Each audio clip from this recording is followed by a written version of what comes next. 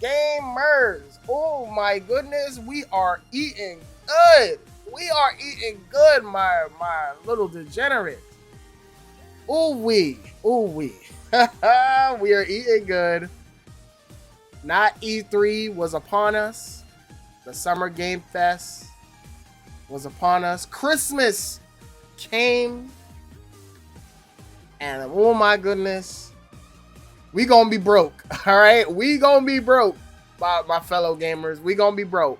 There is so many amazing fucking titles coming out after watching the Summer Game Fest. I'm literally stunned still. I'm still stunned. I only had one day to recover from all this announcements, and then Nintendo decided, let me drop my fucking direct, and blew me away again. I can't believe this. We are eating good. If anybody says that there's nothing to play, well, this video is directed to you guys, because there is so much great shit happening. So many good fucking video games coming out this year and also next year that I can't wait to talk about. So usually for my videos, I usually break it up into multiple videos. But for this Summer Games Fest, I'm doing an all-in-one. So we're going to talk about the PlayStation State of Play, the Xbox Showcase, the Nintendo Direct that recently just happened, and of course the Summer Game Fest. So this is gonna be a lot. So for the first time, we're only gonna be covering games that I am looking forward to. Yes, I'm looking forward to. So use the timestamps in the description box below if you just want me to talk about one particular game, or if you just want to hear my thoughts on one particular conference, click the description box below. But for this video, we're going deep into it, guys. We're going deep into it. I'm excited.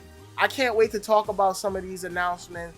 Everyone did great, in my humble opinion. So without further ado, but of course, because I'm only doing highlights of games that interest me, not all of your games are going to be shown off or are talked about. So if there is a particular game and you're like, why didn't I talk about it? Either I didn't give a shit about it, or there wasn't enough information for me to talk about.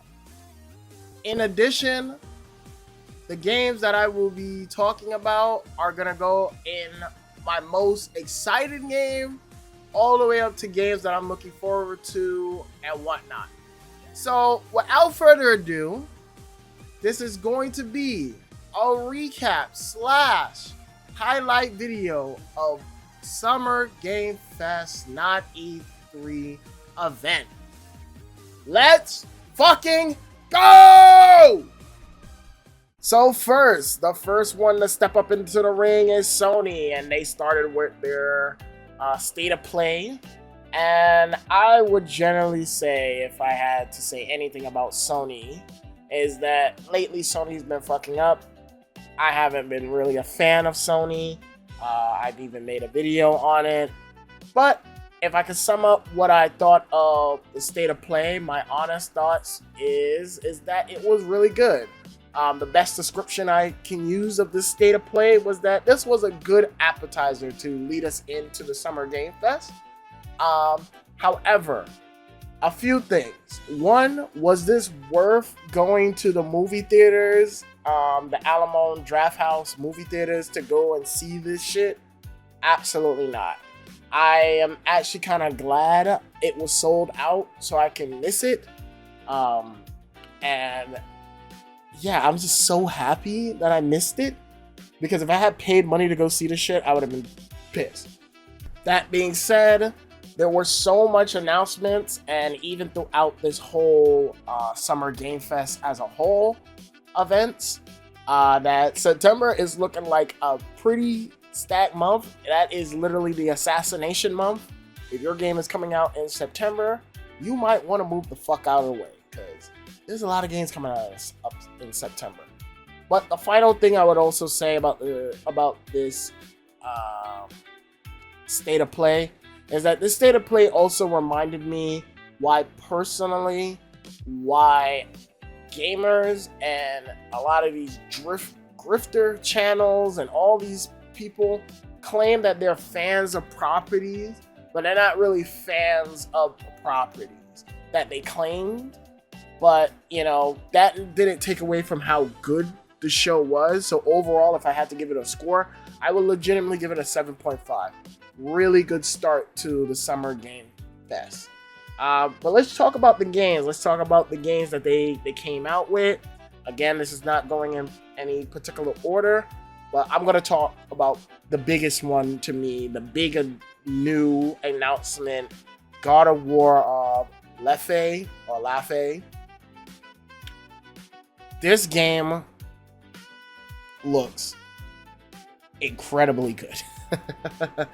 I am looking at God of War 4 and God of War Ragnarok, and I'm like, I don't even want to look at you guys no more. The combat system in laufey looks so much better. It's so funny how adding a new mechanic completely expands the whole combat system. When I saw Faye literally jumped, I was like, wait a minute. What the fuck? I was stunned because I was like, wait a minute. They figured it out. They finally figured out how to make a God of War character jump. And adding that and adding into the combat system, I was like, oh my goodness. Finally, we got air combat. And I even saw halfway through the fight, and some of the fights she was doing double jumps. I was like, okay, we into some old school, classic fucking like God of War. We're going there. So I don't want to hear from any old school God of War fan that they honestly hate the combat system of this game. They literally are addressing one of your biggest complaints, is that there's no jumping. She even slides. She moves way more quicker than Kratos. I'm like, damn, son, like Kratos, your old age getting to you, boy. Like, what's going on, bro? She moving like she's ready for war. Like, what the fuck is going on? I was like so annoyed watching this gameplay, but also smiling at how good the combat system looked. It looks so much better.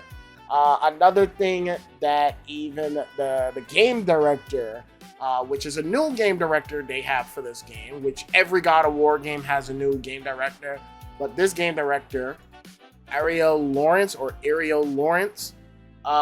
sorry if I butchered that poor woman's name, she talked about how, like, she really wanted to capture both eras of God of War, which is the Greek trilogy and how the combat system worked in that, but also throwing in the more newer Norse mythology way of God of War.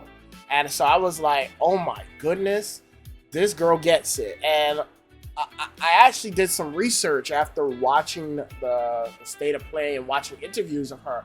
I had no idea Ariel, the game director for this game, she literally been there since the beginning. All right, she's been down in the trenches with the fucking with God of War.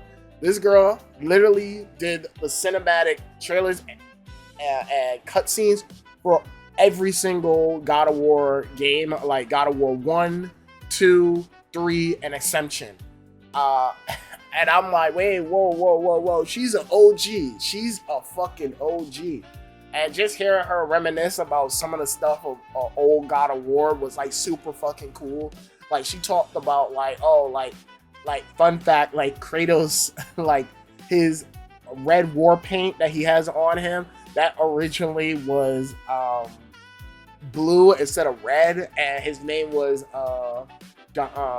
Dominic. If I'm not mistaken, that's what his name before they changed it to Kratos. I was like, damn, she's an OG. So her taking up the realm and seeing what I saw with the gameplay, I was super impressed. She also talked about how, like, this game goes parallel in between what happens in God of War 4 and God of War Ragnarok. So things are gonna start aligning as you get further along into the game. But I also think, and this is my theory, I'm just throwing it out, this is a prelude to what's the next God of War mainline game is. So yeah, I'm excited. Well, I'm so excited to see where this game is going. I really enjoyed even like just Faye. Her animations look so clean, and the facial animation. Shout outs to the actress Deborah Ann Wall. She also voiced Faye in Ragnarok. So, you know, to see her come back and reprise her role, and her facial model looks really good. And I love how throughout this whole game, like even times she get beat up, or like there's one sequence where she's like getting dragged across the screen, and like literally you see her face reaction, and the animations of her face so good. And even when she gets back up, like her hair is all muddy because she was in the mud when she was getting pushed on the floor. I was like, this is great. This is great. This is awesome. This is peak shit.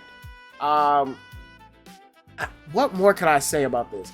Her skill sets again looks crazy. I already talked about being able to finally fucking jump and slide and shit like the old God of War games. But one of the things that I noticed is that her magical abilities, which ties into the story, she has this fucking like Doctor Strange palm fucking move where she like palms a motherfucker and their soul comes out, and the soul acts as a bomb. So when you're attacking enemies, the soul is like still spinning in the air, and then she could detonate them onto the enemies, and it causes a big ass explosion. I was like, bro, this is fucking sick. Like, yo, I was like, bro, this is honestly fucking sick. They said that the realm that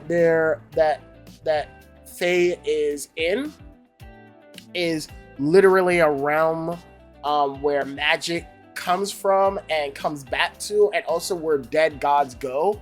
And in this gameplay, they were showing different gods of war. They showed a Tibetan god of war, and then they showed the fucking the god of war for Egyptian, and I was like, what the fuck? So I'm actually curious, are we gonna meet the Greek gods? Because if we're really talking about like God of War and whatnot, are we gonna meet Ares? Are we gonna meet like other gods? That would be cool. That would be awesome. And they're like, wait a minute, aren't you fucking Kratos' wife? Yo, we're gonna beat your fucking ass. Oh man. So overall, I'm excited about this game. This is my most anticipated game. This is why I had to talk about it first. Like, this shit looks sick. The only criticism I have with this game, and this is just on a more of a personal level, is the cube. The cube looks a little too ridiculous. Now, I know they said it's a cosmic cube, and I'm guarantee you, we're gonna find out later in the story that cube is gonna transform into a human.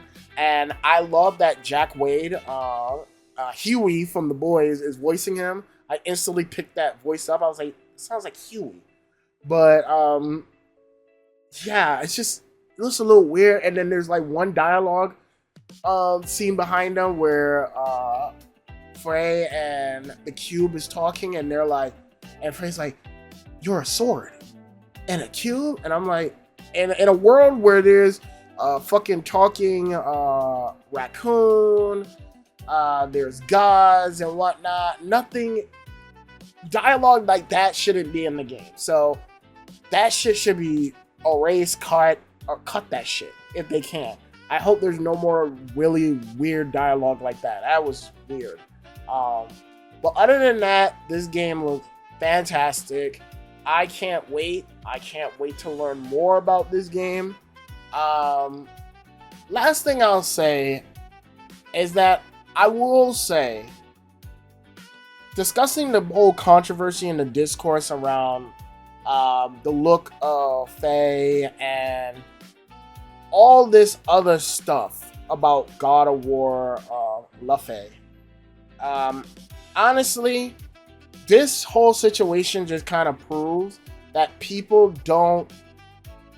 They say they're fans of the material or the world or whatever, but yet they don't analyze the material. They don't care about the material. They just want to press buttons and that's it. And then complain later on when they're like surprised when changes that were foreshadowed throughout the whole games are coming out. The simple fact that I see people fucking crying and bitching and whining about Faye and how she looks and like, oh my gosh, she doesn't look pretty and she don't look sexy. To me, I think the character model looks fine. She looks very pretty. She looked like the fucking actress, even more so than she did in God of War Ragnarok. So I didn't get that complaint. But then I'm just seeing like a lot of dumb shit. Like, oh, well, we never asked to play as Faye. I'm like, guys, first of all, the game director already said, along with Cory Barlog, already said that there's still stories to tell of Kratos. And also, I always said this. If we ever had to do a spin-off of God of War, it always was gonna be either Atreus or his wife, or a prequel of his wife. Because if you are a fan of this franchise and you really care about this fucking franchise, which I can tell people are not, you would have known throughout the whole course of the Norse mythology series, you would have known that Frey is the most important character. Hell, she sets Kratos and Atreus on the path to fucking go and find, to go and not only mend their relationship, because let's not pretend that fucking Atreus loved his dad. He didn't. They've been estranged for that long. Like, let's be real. But it was because of her, Kratos was able to forgive himself of all the whole bullshit he did in the Greek saga. So, again, what are we talking about? The weapon you've been using throughout the whole game is not Kratos' weapon. It's his wife's weapon that she left to him. What are we talking about? There's tons of nods and references, hell, in the game to even like figure out where you're going. The yellow paint, she left. There's tons of nod and references to Faye that makes it realize like, yo, this character is very important. Hell, if you literally, and I swear, you guys don't fucking learn. You don't read. You don't do anything. You say you're fans of this shit, but you don't analyze the character. Who was Baldur getting chasing? Not Kratos at the beginning of God of War 4. Who? Faye. Faye was the one he was looking for, because Faye was the one that kept interrupting and messing up Odin's plans. What are we talking about? What are we talking about? You know, I see so many people saying, well, this takes away the character journey of Kratos and Atreus. I'm like, no, it doesn't. No, it doesn't. It's going parallel. And also, the point of God of War 4 was Kratos learning to accept and embrace Atreus and learn to forgive himself for the horrible shit that he's done in the past. And teaching Atreus the lessons that he wished he learned when he was doing all the shit. It's a father and son bonding together. What the fuck are y'all talking about? It's a journey of a father and son learning to love each other and learn from one another. What the fuck are y'all talking about? It's like no one fucking paid attention when playing God of War 4 or Ragnarok. What are we talking about? What are we talking about? Like, it's just stupid shit like this that angers me and frustrates me about the community. And then we got fucking David Jaffe, the creator of God of War. And I have all respect for Jaffe, but honestly, he's just the type of person that's angry and upset that his creation has outgrown him. And I can clearly tell, because I don't know if anybody remembers, Jaffe didn't even want to play God of War 4 when it came out. So let's not pretend like he all was kumbaya down for the new direction of God of War all the time. He's always been never a huge fan of it because he always had his own vision of what he wanted God of War to be. But that's the point. I think God of War has outgrown him. And to see that mentality of like, oh, well, the game always has to be about Kratos, even though this is a fucking spinoff and they already said that they're going to make more games of Kratos, to then people complaining about fucking character looks, when that's not even what we should be focused on. We should be focusing on if the fucking game is good, to other nonsense. It's just stupid upon stupid shit upon stupid shit. You know, stupid, dumb shit. People don't know what the fuck they're talking about. Y'all claim y'all are fans of this property, but y'all don't know what y'all talking about. Again, I don't mind if people want to have critiques. If you want to have critiques of the product, go for it. Hell, I'll give you another critique. I think, honestly, they focus a little bit too much on the story. I would love to see more gameplay. Like, how does the upgrade system work? Will we be getting more weapons? Or is this a linear or a open world? Or is it a open box world? Or a semi-linear open world? Like, what type of world are we dealing with when it comes onto this game? That's the shit I want to know. And this, they focus so much on the story that when the fucking gameplay was there, the gameplay was cool, but I wish we would learn more about, you know, I mean, the gameplay was more present. That's the shit I wanted to see. But again, I'm not arguing about this shit no more. This game looks great. The rest of y'all can bitch and complain, but this shit looks good. If you have valid criticism, you're welcome to leave it in the comments section below. But other than that, this game looks fucking awesome. We're moving on because I already took up too much time talking about this one game. So we are going to move on. Next on the list, we got to talk about Insomniac, baby. Insomniac, my boys, they finally dropped some gameplay of Insomniac's Wolverine. It was 8 minutes. And I gotta say, that 8 minutes was fucking good. But I am a huge Wolverine fan. I am a huge Wolverine fan. I love Wolverine. He is my favorite X-Men character next to Storm. I love Wolverine. So if you're gonna do a Wolverine game, you know I'm gonna have critiques. I'm gonna have tons of critiques. But so far for what they have, this shit looks fucking banger. This shit looks like a fun ride. And I might have to go into another rant because, again, people claim that they're fans about shit, but they're not. But anyway, let's talk about the Wolverine game. And I got a few critiques. The costume. Now, I think the whole costume was badass, and I really like that the costume is here. And this is Insomniac's take of a Wolverine costume, and it looks really good. However, the headpiece, I guess the mask part of his costume, too many lines. I don't like it. I don't like that. I like how big the ears are, the headpiece is, but I can't stand how fucking the lines on it. Let's peel that back. Don't like it. Luckily, there's other costumes in the game. But I don't like that for my Wolverine. The lines on his suits. That being said, one positive I want to give is that this motherfucker is hairy as a motherfucker. Like, the graphics fidelity of this game looks incredible because my boy is hairy as a motherfucker. And one of the things that I love about his suit is that you can see the wear and tear on his gauntlets and his suit looks fantastic.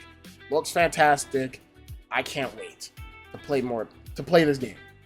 Another thing I have to critique them on, and this is something that I have the complete opposite I had with God of War laufey. I have the complete opposite shit I have with this game. Is that they showed so much gameplay, but not enough of the story. And to me, and this is one of my biggest concerns about this game, because this is something that I think a lot of Wolverine, we only had 3 Wolverine games, well, 2 Wolverine games. X-Men X2 Wolverine's Revenge and X-Men Origin Wolverine. And one of my biggest complaints about those games is that those games don't really show off the humanity and the beautiful side of Wolverine. He's a savage and he's gonna slice and dice you, but there's a lot of passion and there's a lot of love, and he has a big heart. And that is something that Logan, the movie, has shown, and I want people to see more of that with Wolverine, because he is really he's a badass, but he is such a kind and pure soul that I really hope that the game portrays that. And so far, I'm so lost on the story, what we're doing. Only thing I know is that Jean and Wolverine's tag teaming up to save mutants, which is cool. But I know those mutants are part of the Morlocks, because the leader of the Morlock, Callisto, was there. But man, I need more. I need more from the story department. So yeah, those are my critiques. Those are my only critiques. Oh, and another critique, the Digital Deluxe Edition. And yeah, I'm not a huge fan of how they're going about the DLC and costumes for this game. Now, to be fair, they're doing it a lot better than what they did with Spider-Man 2. Spider-Man 2 had all original costumes and nothing to get for the Digital Deluxe Edition. This one has costumes, and some of the costumes are really cool. Like, they have Grant Morrison's fucking Wolverine outfit from his Grant Morrison run. They have, of course, a costume I've been begging in a fucking video game for a long time. His first appearance costume. He has the Alex Ross, a variant version of the Alex Ross costume. And then he has, and this one blew my mind, and I was kind of like, how the fuck are they gonna do this? Is his Age of Apocalypse outfit. Only thing that's missing is his long wild hair, but that's okay. That's okay. We'll rock with it. Overall, I am extremely annoyed that those costumes are only Digital Deluxe Edition costumes. However, it is only a $10 upgrade, but no collector's edition is wild. For Wolverine, one of the most popular fucking X-Men character, is wild to me that there's not a collector's edition for this character. That's ridiculous to me. Wolverine, again, is one of my favorite X-Men characters. I love Wolverine. He's one of my favorite comic book characters. So for him not to be standing next to my Spider-Man 1 and Spider-Man 2 statue is fucking ridiculous. But I'm going to have to roll with it. That being said, with all my critiques done, this game looks fucking sick. Wolverine looks like a fucking maniac. Like, there is one scene in this game where this motherfucker is running towards the enemy in gameplay, and he's getting shot, and literally you can see the bullets just go through him, but he's still keeping the momentum going. And I was like, bro, that's fucking Wolverine. There is one moment in this gameplay where he kicks a fucking enemy off the fucking rooftop, but then pounce on him and slams into the ground. I'm like, this is fucking peak Wolverine right here, bro. This is Wolverine at his finest. There's so much to say. It is brutal. I was honestly surprised how much Insomniac, Marvel let Insomniac go crazy, but they let him go crazy. Not too crazy. It's not cartoonishly like violent like Gears of War, but like it is really good. It is really good. There was one moment that had me cheesing hard, like giggling like a little kid, is when this boy Wolverine fucking stabs the enemy, and it's almost like he's struggling to get the enemy off his claws, so he slams the enemy's head into a concrete, and I was like, oh. And then there's another time where an enemy shoots Wolverine with a shotgun, and his body blows back, and his skin and the suit, just like an X-Men Origins Wolverine, it disintegrates. But he's slowly healing really fast, and I'm like, this is sick. Oh my goodness. Again, and one of the things that the game director talked about is that you can go full stealth in this game, or you can go guns blazing, but we want you to go full guns blazing because there's a adrenaline meter or a rage meter in this game, and if you don't keep that rage meter up, your rage meter goes down. So they constantly want you to get into the fight, get into the action. And my God, I was just smiling, cheesing the whole time, bro. And when your rage meter gets filled all the way to the top, ooh-wee, the screen goes black and white, and I was like, damn, this looks like a reference to something while I was watching it. But then watched the interview or listened to the interview, and they were like, yeah, that's a reference. When your meter gets full to the max, your rage meter, the screen will go black and white, and the only thing that is like really colored is his suit, and the blood is colored. And that's a nod to the comic book Black, White, and Blood comic book. And I was like, oh my God, these motherfuckers over at Insomniac. Oh my God. And while he's in the rage mode, all his attacks is like one hit kills, and I was like, oh my goodness, that's why it looks even more bloodier. But they also said with the meter that you're gaining, you can die in this game, but you can use your meter as like a last stand approach, where if you are really badly damaged, Wolverine has to like take a minute to like heal himself. And we saw it in the gameplay where like he's fighting this brute enemy and he gets like pounded and shit. And then once that happens, he's down to 1 HP, you can use your rage to like heal yourself into full health again. And again, just the animation of him like slowly healing himself back up. But when Wolverine gets back up, all his attacks do extra damage, and he's moving hella aggressive, more faster and more aggressive. I was cheesing about this whole shit, bro. I was cheesing so hard. This shit looks awesome. This shit looks peak. Another thing that the game developers said is that when you pull out your claws, you can manually pull out your claws in the game. Like, just at a random times, as long as you're not in combat, there's a dedicated button to just pull out your claws. And I noticed, and the game developer confirmed this, is that every suit and every like suit and costumes you get in the game all have your unique claws, so you can customize your own Wolverine claws. And I was like, bro, that's gonna be sick, because Wolverine has so many claw designs over the years. My personal favorite, obviously, is the one where the claws are kind of a little bit bent.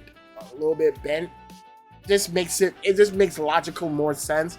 So when you're like slashing left and right, it'll still scratch you. Like, I just love the way how this shit looks, bro. The game is great. I see a lot of people complaining that, oh, it just looks generic. It looks like more like Spider-Man. I'm like, what the fuck are y'all seeing? Is he fucking web swinging around? Is he like tag teaming and like swinging around the city and shit? I don't remember Spider-Man fucking pelting people off buildings and slamming them down on the ground like this and blood spurting out. What the fuck are y'all talking about? Again, people just like to bitch and complain.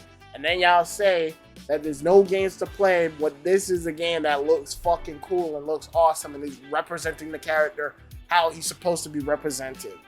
I don't know. People just like to complain. I don't know what makes gamers happy anymore. People can't enjoy video games, and it sucks. But I'm excited for this. I already gave my critiques.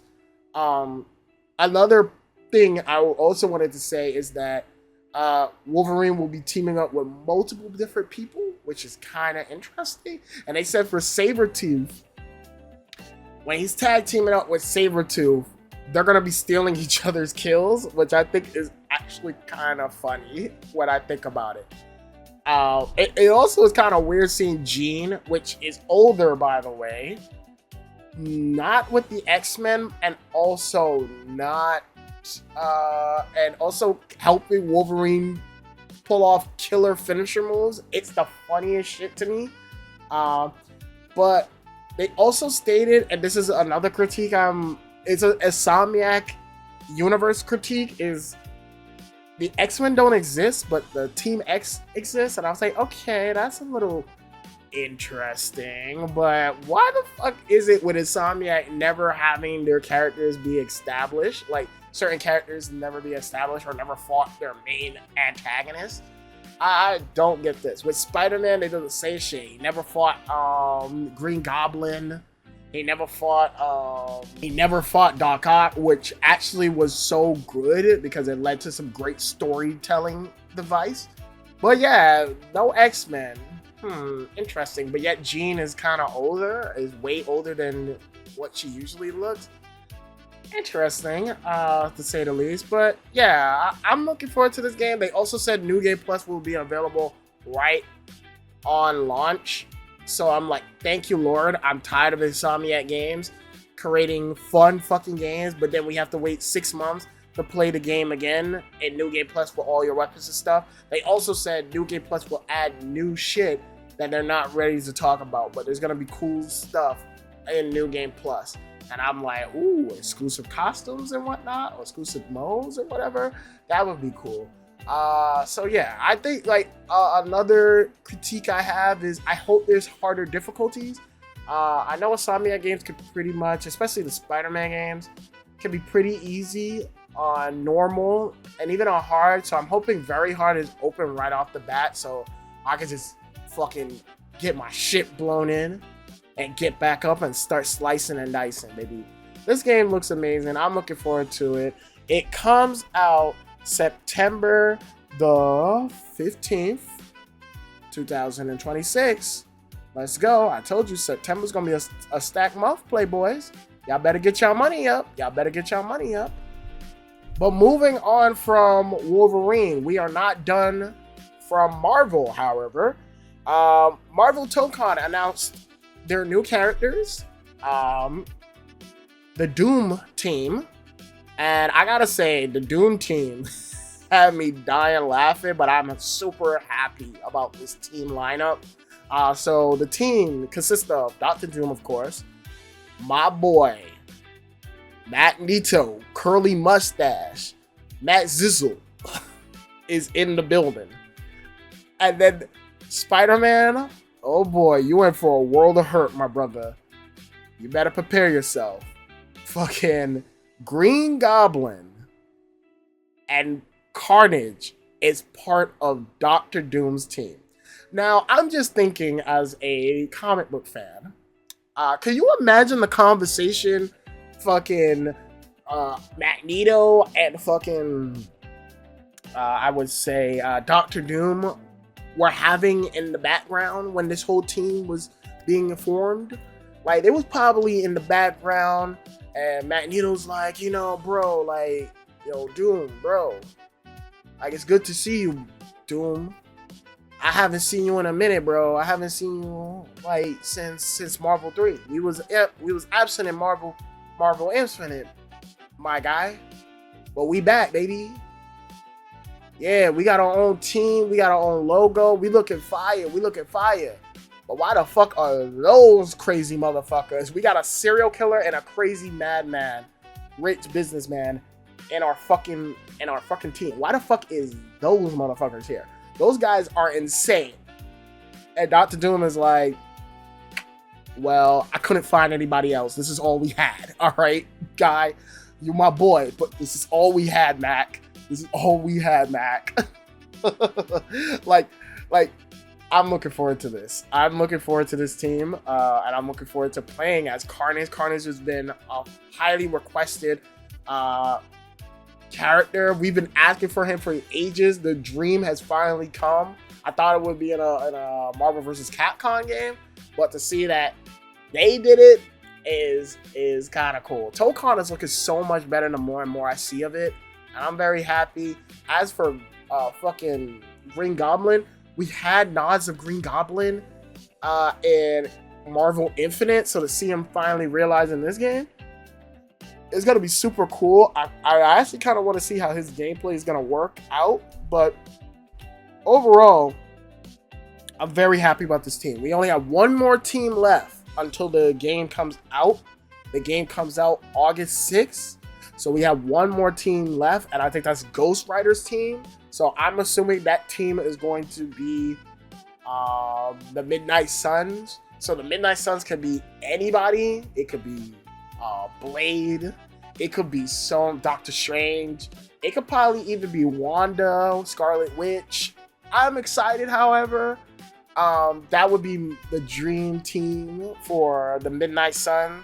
And I'm looking forward to this game. This game is looking banger and banger every minute.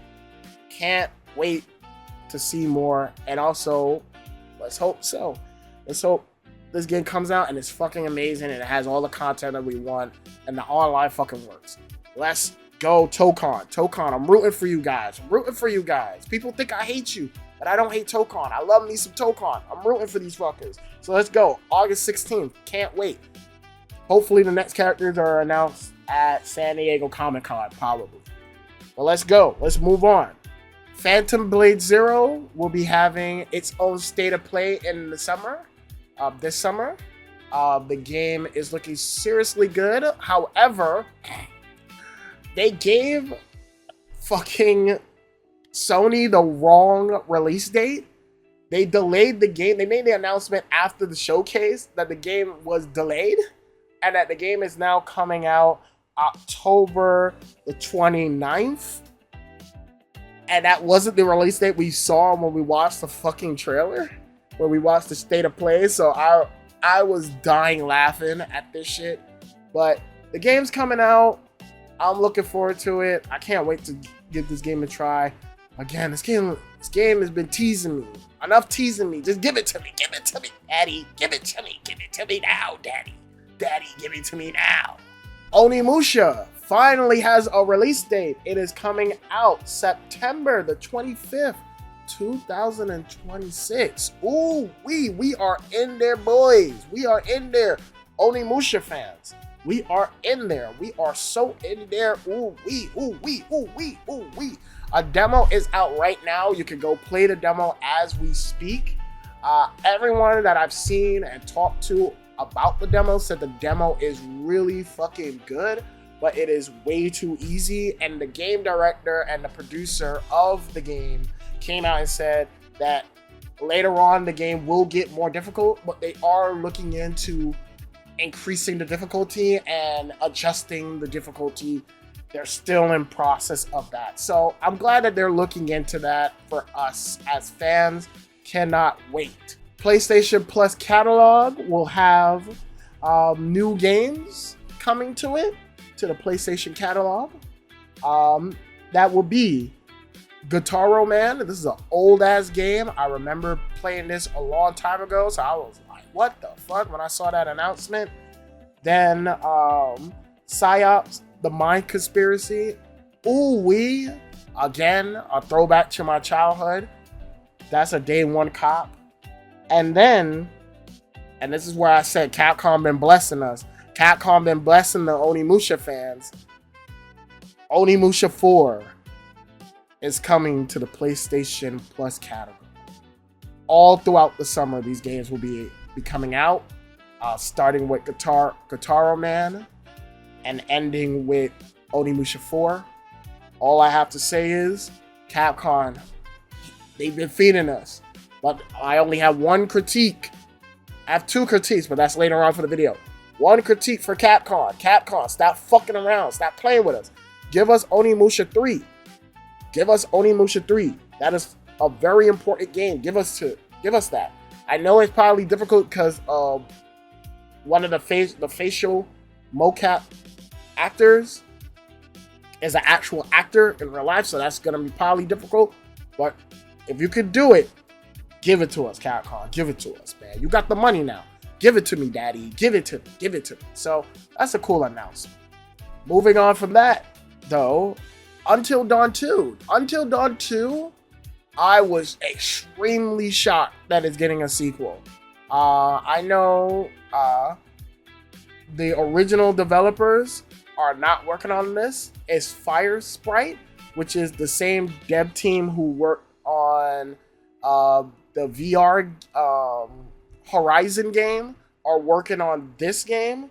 So yeah, I thought this was gonna be a one and done franchise or game, and not even be a franchise. But apparently Sony really want them to continue with it. So I'm looking forward to this. I really enjoyed the first game. That one was in the snowy mountain. This one is in a tropical beach. I'm all down for this shit. This game is really fun. It's the closest thing I'm gonna get to a Quantum Dream game of making choice decisions that harken back to the PS3 era. So for me, I'm looking forward to this game. This game is awesome. Tomb Raider Legacy of Atlantis. Now this game was already announced, but they showed it off here.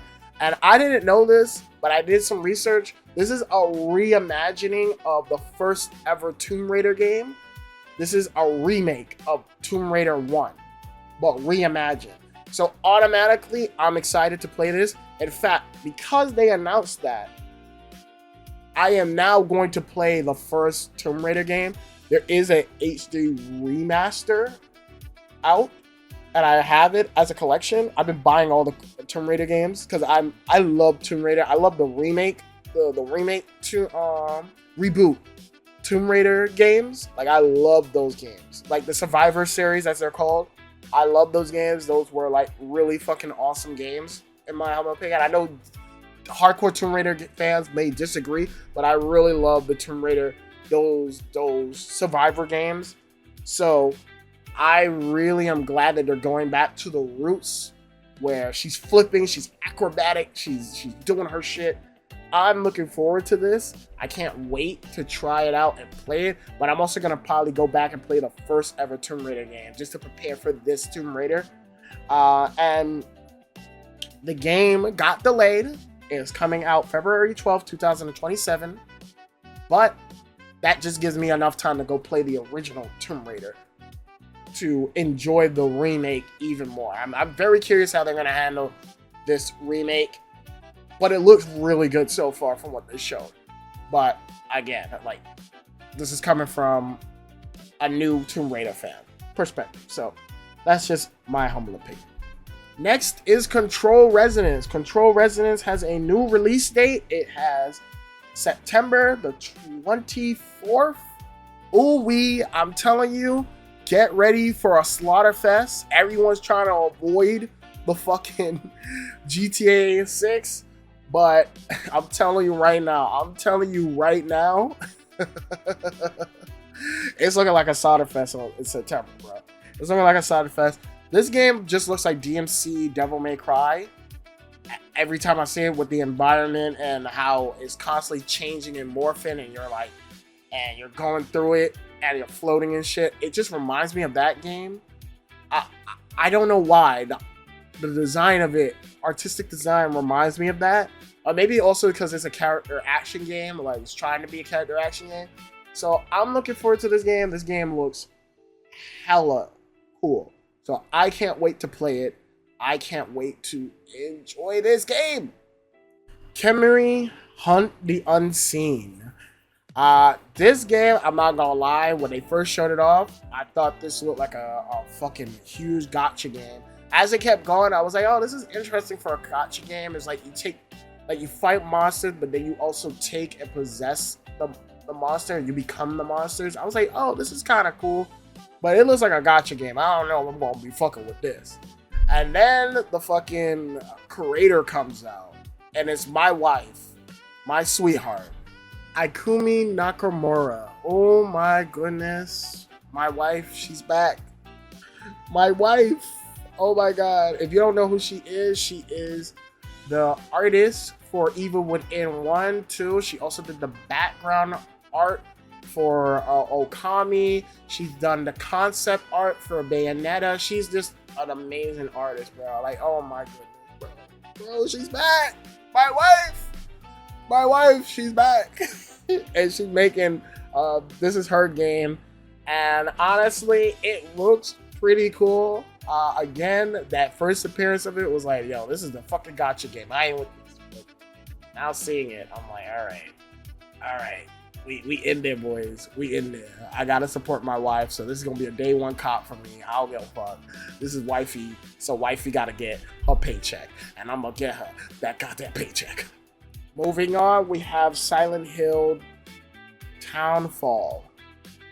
And honestly, I just gotta say, I don't know if it's just me, but I don't know. This game looks really great, and it really is looking fantastic, but I don't know, when I just feel when it comes on to Silent Hill, the best people who have the better understanding of Silent Hill is when a Japanese studio is working on Silent Hill. Maybe because it originated from, you know, Japanese culture and whatnot.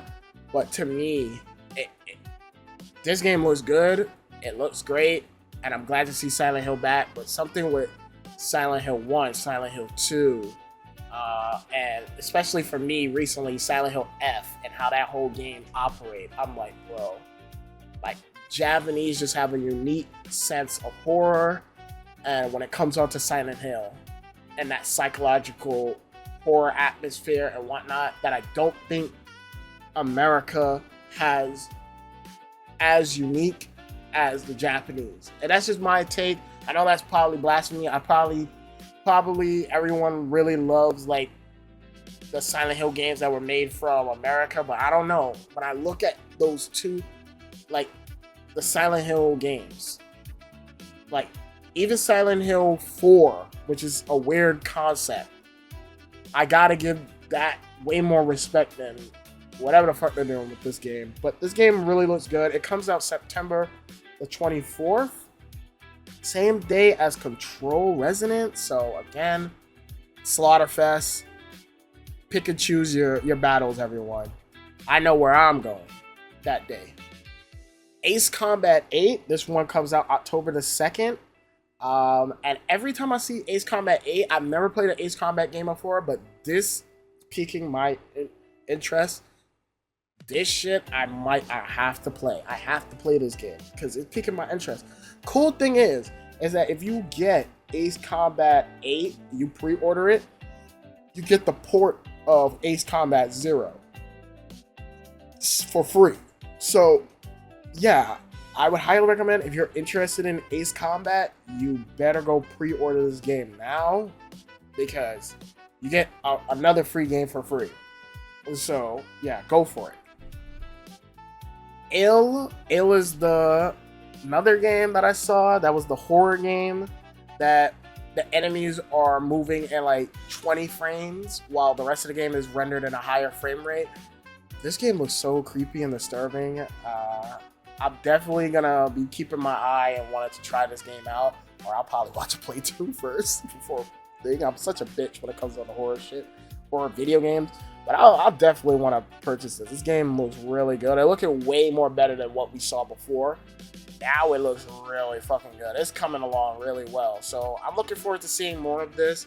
So I'll keep posted on this one. This next one is like a blast from the past, like Stuntman Hollywood. I was like, what the fuck? A Stuntman game? I haven't seen one of these games in years, since the PS2 era. I'm like, what the fuck? So I was shocked when they showed this off. They showed off the DeLorean. They showed off the Knight Rider car and everything. again, I've never really played these games, but I've seen them before. So I was like, wow, like I'm surprised they even wanted to make a new game. So that's cool though. Find a new audience. That's cool. So I had to put it on the list. Next but not least, Marathon. They have a new game mode where the whole map is pitch black and shit. You can't see shit. And you know, this is just gonna go into a little rant, so please forgive me. I honestly feel like, once again, they're trying to sell people on Marathon, and Marathon has its people, it has its cult following, it has its people. But to me, I'm just gonna be very blunt and honest, and I feel bad for the Marathon people. I generally really had wished Sony would have really went aboard and went along a Destiny 3. You know, just looking at the numbers, even like recently when Destiny 3 had its final update, and seeing how much people came out to support that is beyond crazy to me. It's beyond amazing. I feel like the Destiny community is literally now becoming the Titanfall community, because it is, to me, Destiny has always been this game where it's always had, in my humble opinion, tons of potential, but never quite made it. Never quite got that potential. And I guarantee you, if they had made a third game, they would have reached that potential. I guarantee you. I guarantee you people are eager to get into Destiny. If they had, didn't cut the content out, and also if they make it more easier for people to get into Destiny, I think Destiny 2 would have easily surpassed Marathon, and wouldn't have to wait till literally it's dying to surpass it. And I think that could happen if we had a Destiny 3. But since there is no Destiny 3, it is a shame. And again, even just watching Marathon, I was like, oh wow, this looks cool.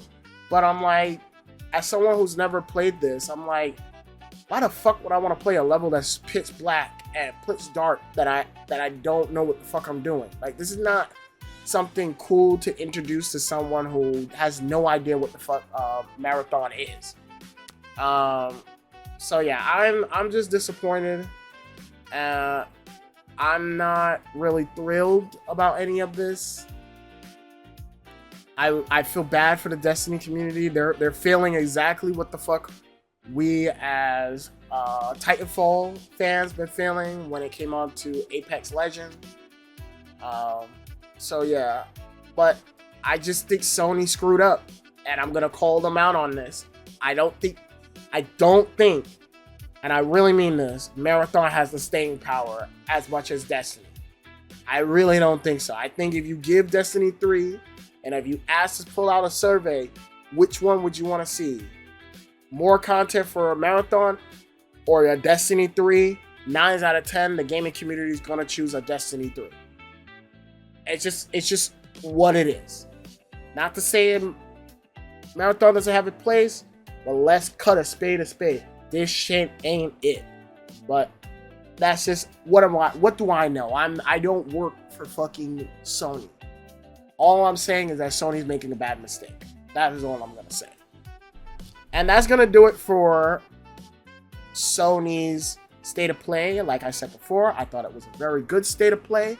Had a lot of good surprises, a lot of good games. This was like a great appetizer to get you started to Summer Games Fest. And I'm excited. I'm extremely excited. I think Sony did pretty good. This isn't going to change your opinion about Sony. If you're still angry about them like I am, it isn't going to change your opinion, but it is going to melt the pain. It's going to soften the blow a little bit, I guess. But until we get more diverse lineup, and also stop focusing on multiplayer shit that people don't give a fuck about, and focus on shit people really care about, which is single player content, Sony's always gonna make me feel like they've lost their edge. But this was a good showcase. I am going to repeat again, this was a good showcase, and that they deserve that 7.5, a high 7.5. Almost an 8, but I'll give it a 7.5. And with that being said, we are now going to move on to the big bang spanking Summer Games Fest conference. And now we get to talk about the actual Summer Game Fest. Ooh, Jeff Keighley, Mountain Dew's replacement for E3. And I gotta say, this was a fucking feast. And I will honestly say, I gotta give Jeff his hand claps. This was a banger.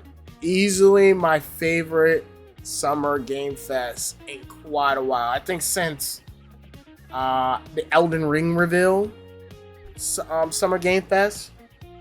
This one was easily a banger. There's so many games he had ready. It was so much fucking video games that my brain started hurting a little bit. It started to get overloading. It was so many great games that came out.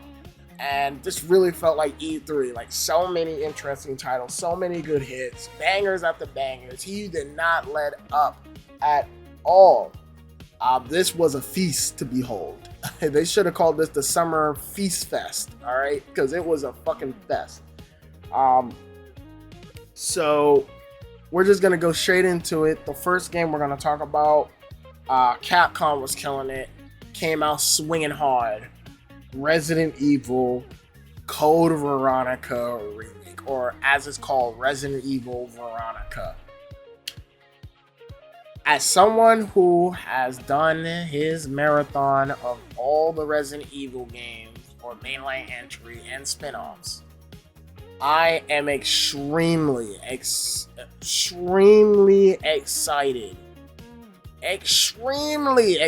for Code Veronica. Code Veronica, just to give you a little taste of my preview video, anniversary video, is a damn good Resident Evil title. It's such a underrated title and a fucking gem of a title. It is so good. It is so good. But it has so many fucking problems that hold it back from being great. There's too many moments where that game will just soft lock you and some bullshit. So to see a remake was so good. Even how they announced this shit, I already knew it was Resident Evil. As soon as we saw the old lady, I was like, this looks like the RE engine. And I was looking at her hair, I was like, this is the RE engine. What game is this? And as soon as the old lady said, you know, your brother, he's type kind of weird. I was like, yep, this is Resident Evil Code Veronica. I immediately knew. Man, I'm just so excited for this. There has been a few news that have come out since this announcement. They said that this game will be in third person, and that there will be no first-person mode. So for people who was wondering at the little trailer when they showed it, why it wasn't first-person, that's just how they wanted to present it. They also said that they'll be mixing in action plus horror elements that you expect from a Resident Evil title. But they said they're going to stay very faithful to the original Code Veronica game. They also said that this game, the reason they chose Code Veronica is Code Veronica is the most important game in the number franchise, which I agree. After playing it, I can definitely say it is a spin-off, but it also is most important. It sets up so much for the Resident Evil series to that point that you need to have played Resident Evil Code Veronica in order to really appreciate 5 and like the lore of Resident Evil going forward. They also said that, you know, we told the story of Leon, and Leon's story was Resident Evil 2 4 and Requiem. So they said that we wanted to give that to Claire, which is 2 Code Veronica, and in my theory, I think that just means like either Requiem is gonna have Claire as a playable character, or the next mainline Resident Evil game will have Claire as the main protagonist. That's just a theory I'm going off of. I'm probably not right on that, but that's how they made it sound, is that we wanted to really focus on making sure Claire get enough character development. And yeah, I was just so excited for this announcement. Again, as someone who played Code Veronica, that game desperately needed a remake. More than Resident Evil 4, in my humble opinion. Resident Evil 4 still holds up a little bit today. So, Code Veronica, that game has some dated shit and also some really wonky shit. And also some questionable voice acting. So, to have it come here and come back and it's revitalized and it's already like peak, like the wish list already has 1 million people subscribing already. We all hungry for the next Resident Evil game. So this is cool. Resident Evil fans have been eating really well. We're not even done with Resident Evil 9 Requiem. Like, there's supposed to be DLC for that game that hasn't even been announced, but I'm excited for this. I cannot wait. Also, in the interview, they did state that the team who made Resident Evil 2 Remake and Resident Evil 4 Remake will be working on Resident Evil Veronica Remake. So already, this is going to be a fucking banger. I can't wait. I know this is going to be a banger. Capcom with Resident Evil can't fail. They make incredible Resident Evil titles. So I'm excited for this. This remake is going to be awesome. But of course, we continue the Capcom glazing. The Capcom glazing does not stop until we get enough. Don't stop till you get enough. Monster Hunter Wilds Ascension. The first expansion pack for Monster Hunter Wilds is coming. I'm excited, even though I have not beaten Monster Hunter Wilds. That game was literally a buggy mess on the PC port. And the PC port, from what everyone said, is better now, so I'm looking forward to it. I'm really hoping they shake up the gameplay and make it really hard, because honestly, you can kind of just steamroll all the monsters, at least from what I played. I haven't played it since the launch, so from what I played, you can really steamroll the monsters, and everyone's been saying, hey, we'd rather go play Monster Hunter World or Rise other than Wilds, because it's just way too fucking easy. And yeah, I actually agree with that. So I'm looking forward to this. That gives me enough time. Also, they announced that a Switch port of Monster Hunter Wilds is in the works, so that's cool. I'm looking forward to it. Then, of course, the last Capcom glazing moment. I know I've been glazing Capcom a lot. But it's Capcom, baby. They cook. When they cook, I eat. And your boy's gaining weight. And that's why the weight has been gained through Capcom. But they announced Season 4 of Street Fighter 6. And the characters in Street Fighter 6 Season 4 include Arjun, Yasmine, and Bosch. You might know Bosch as the World Tour rival that you have at the beginning of the game. I always said that he should be a playable character, so to see him finally in the game is great. But the best announcement, the announcement that stole the fucking show, the guest character that will be joining this season is none other than Tifa Lockhart from Final Fantasy VII. And all I gotta say is, to the Tekken community, as a Tekken fan myself, hoes mad.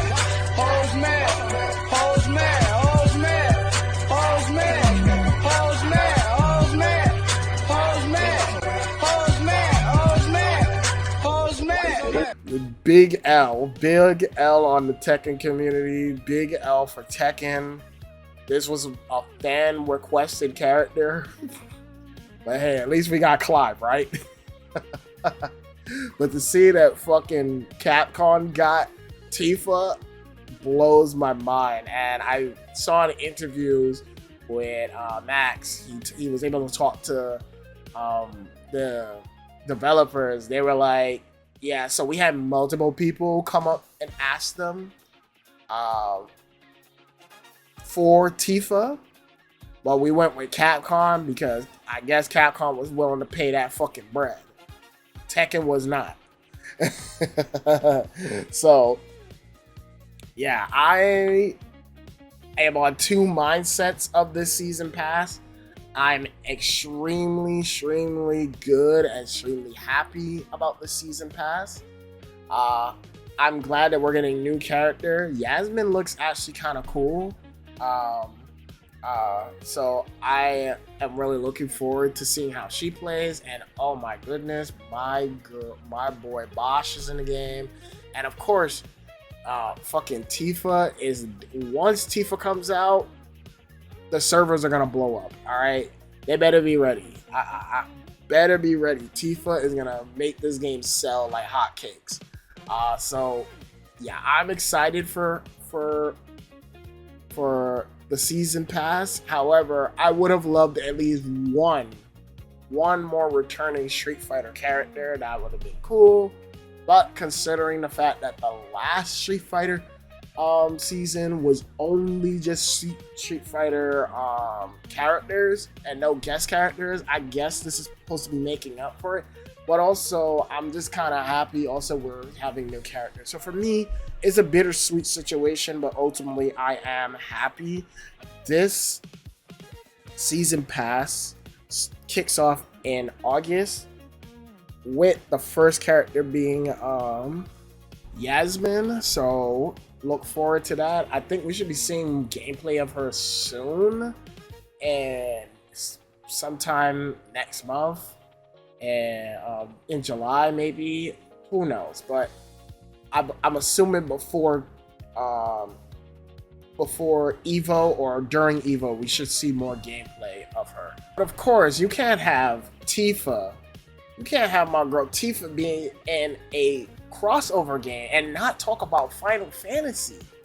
And so, of course, and I love how they did this. They brung the team and the producer of Final Fantasy VII out again to announce the final chapter in the Final Fantasy VII remake trilogy. And all I gotta say is this was the moment of the show where I just started tearing the fuck up. All right, it was so much sensory overload with how many games were dropping beforehand that this was like the ice cream on the cake for me. Final Fantasy VII Revelations. Oh, to have the announcer from the reveal trailer of Final Fantasy VII Remake come back and basically it was like 11 years later, we kept that promise, and now the journey is finally coming to a conclusion. Looks so good. They had Vincent's voice actor come out and dialogue and monologue about the game. They showed off that it's now basically an open world game. At any moment, you could get on the highwind and just ride it around. And then if you need to land, you could go jump off of a building and free fall down, get in your parachute, and land on any spot of the game you want. It looks insane. It looks incredibly good.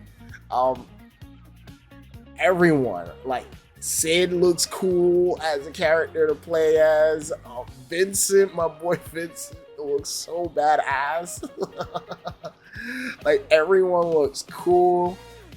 And there's a job system in the game, and I'm just like, what the there's a job system in a Final Fantasy VII game. Like, what? I never thought they would do a job system. So not only do you have materia but you have a job system. That's kind of crazy.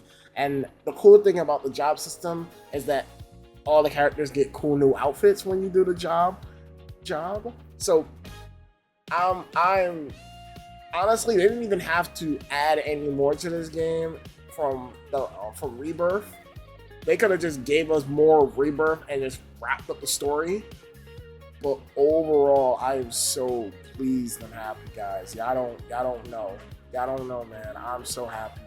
This is brought a man to tears finally after for people who played this game, been asking for it since, for years, asking for the remake for years. And while it may not been for everyone and what everyone wanted, to finally see it come out, to finally see that we're finally at the finish line, I am extremely excited, but also trepidatious. Final Fantasy VII Remake or Rebirth actually was my game of the year. Final Fantasy VII Remake was like my third third favorite game of the year it came out. And man, like I'm nervous how they're gonna bring up the conclusion. Only thing I can ask is that I hope it wraps everything in a nice, neat bow. And I'm nervous. That's why I think I started crying, because the excitement and the anticipation of this is overwhelming. So I'm so elated for this. It's crazy. And another cool announcement is that this game, it will be on all platforms. So everyone can get their shot to play this game when it comes out. So you have enough time. If you want to play Final Fantasy VII Remake and then Rebirth, you can before this game comes out. So there's time, guys. There's time still. So get to it. So to add on to that, I will say, however, I still stand by the idea that I don't think Square needed to put Final Fantasy on all platforms. I don't think that was the reason why their games weren't selling. Personally, I think it was generally the divisiveness of the Final Fantasy franchise.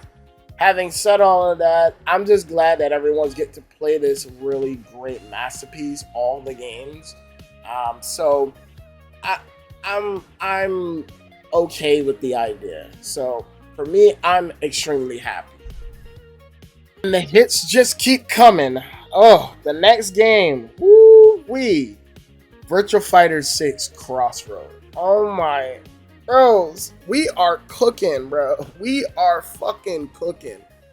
Honestly, I'm looking at Tekken 8. I'm looking at Tekken 8 kind of spooky now. After seeing this game, I'm looking at Tekken 8 kind of spooky. I'm like, this game is moving like it's ready to be released right now. Like, I'm not even into Virtua Fighter. I've never played a Virtua Fighter game, but this honestly will be my first Virtua Fighter game. Like, generally speaking, this looks fantastic. I did watch a few interviews, and unanimously, like, hearing what the director and what everyone was talking about, they really seem like they want to make VF6 not only for the hardcore audience by keeping what makes VF really good and really intact, but also expanding and making it for a broader audience, but also keeping the DNA of Virtua Fighter. But one of the things that really like spoke to me was the cutscene where the new character is like shadow boxing the Mariel of the old Virtua Fighter characters. That scene right there, I was like, oh, they got something special here. They got something really special here. And they said that the story mode and the single player content and also the combat unlike most fighting games, which I didn't even know this, most fighting games have a different department to handle each one, and then the game director comes in and bring them all together. They said for the first time ever for a fighting game, or at least for VF, they're working on everything all hand to hand, all together. So it's like everyone's in sync with each other at the same time, which to me is like incredible. Like I don't think I've ever heard of a fighting game do that before. They probably have, but never to this extent. Never to this extent. And I was just kind of like really, really happy with it. They also said like the reason they haven't shown gameplay yet, like we're not gonna get a full demonstration, is because of that reason, because everything's in sync. They want to show you the story mode first, which is very important, which I really love that it is important, because again, nowadays I don't think you can get away with not having a single player content fighting game in your game day one. I don't think you can get away with that anymore. If you're gonna charge full price, you gotta add value to the material, and I think that's what I'm seeing in VS. They're adding value to the material, and I was just so impressed by what they were showing. Like even after the show, when they did the their little mini conference talking more about VF, I even watched like Maximilian do an interview with them.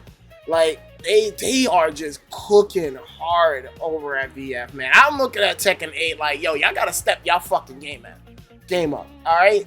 Even like how characters moves from a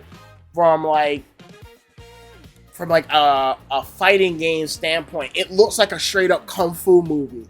Like even how like characters block, it isn't your typical like characters are guarded and like they get hit and they like flinch and whatever. No, I noticed, and this is like had me blown out of my mind because I've never seen this before in a fighting game. Characters, when they're blocking, they're doing the typical martial arts where they're like swat the move, the attack out of the way as they're blocking. I'm like a kung fu movie.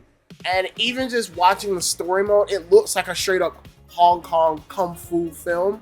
But one of the things that I really thought was cool is that you'll play as the new Virtua Fighter characters, but you will interact with the old Virtua Fighter characters, and that in this universe, the old Virtua Fighter characters, the legacy characters, are like legends. So that's why when you see in the trailer, they're all like, oh my god, like Pi is like, she's amazing, because they've never seen her.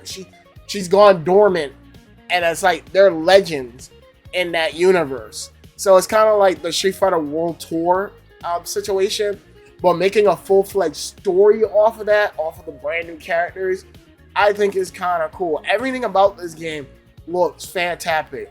Again, like, I need Dead or Alive 7 to move like this, and I need Tekken 8 to get their shit together.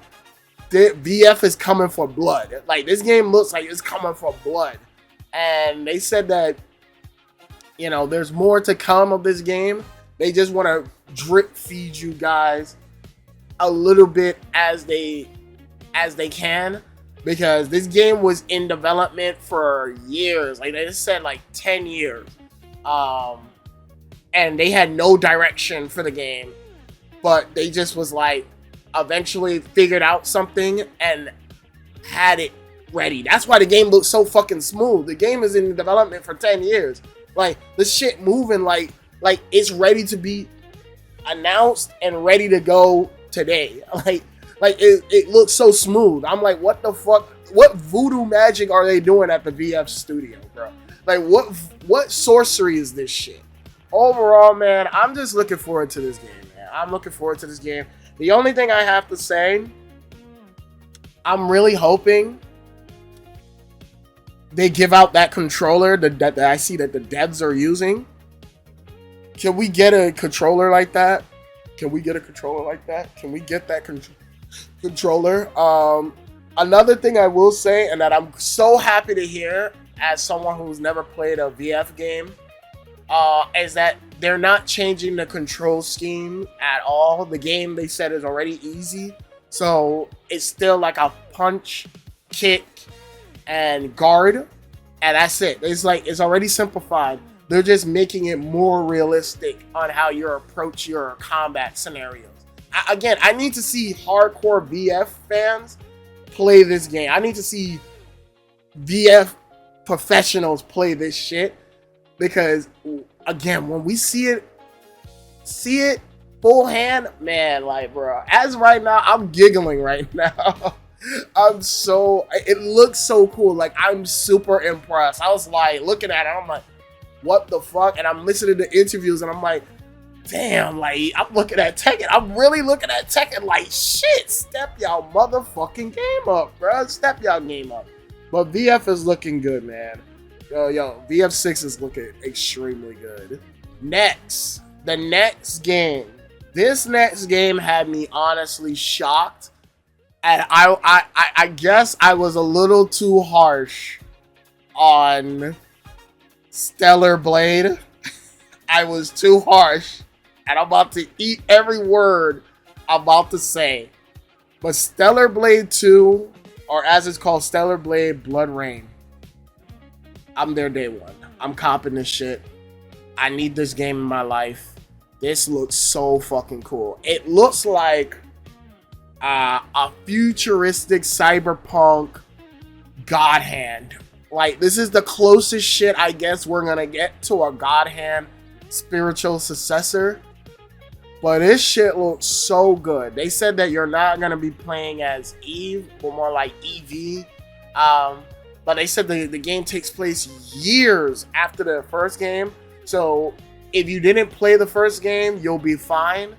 But they did say there will be tons of nods and callbacks to the first game. So play the first game if you want to know what happened. They also said that there is a connection between Eve and Evie.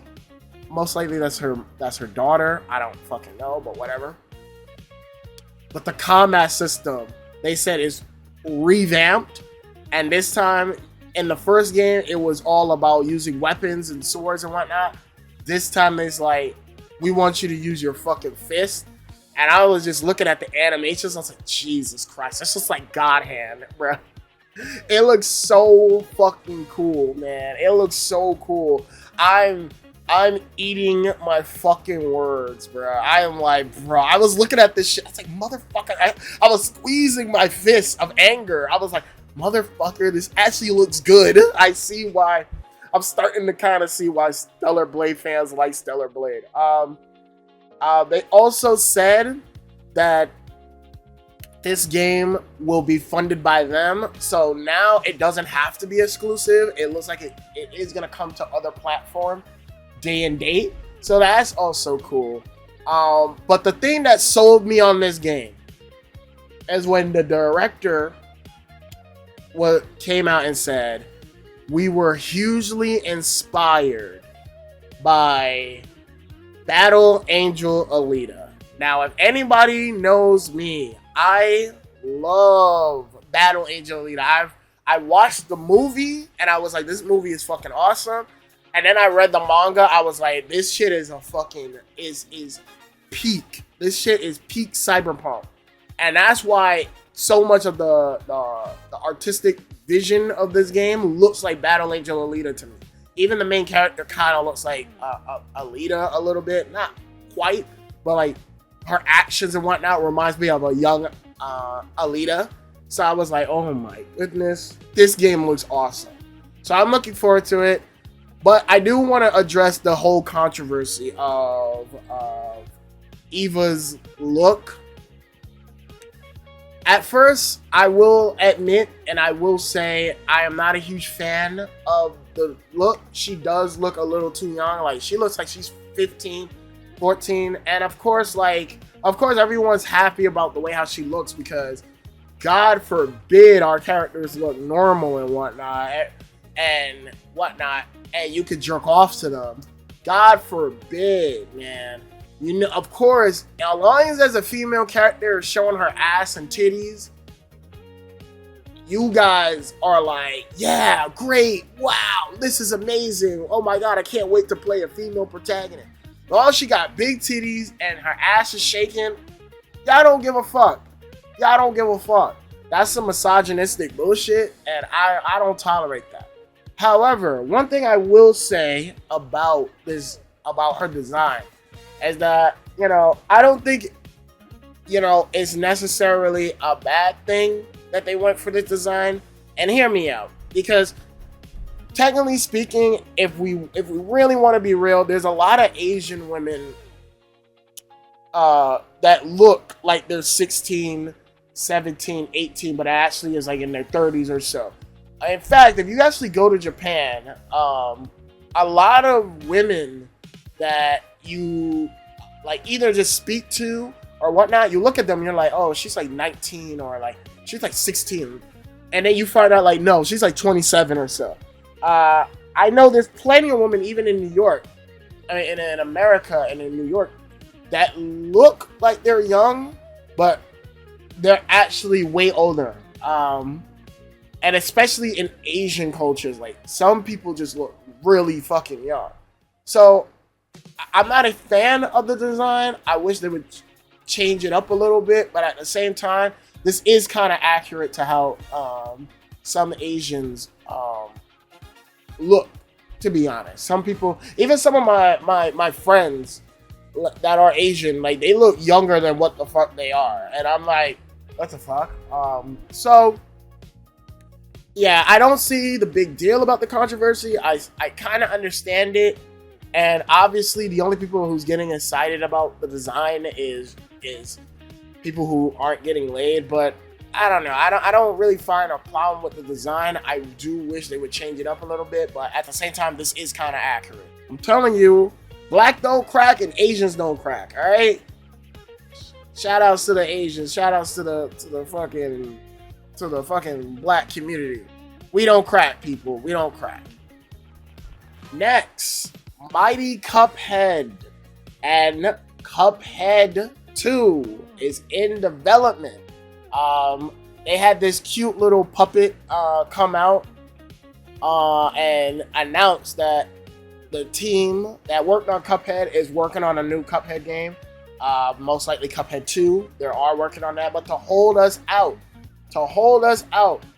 Cuphead will be having a spin-off game called Cuphead, Mighty Cuphead Adventures, which is basically like a 8-bit Cuphead game that is almost reminiscent of like old school Mario game and whatnot. And I'm just kind of looking at that. I'm like, wow, this is like kind of fucking dope. This is kind of cool. This is kind of awesome. I'm like, all right. I was worried. I was worried that we wouldn't get more Cuphead content.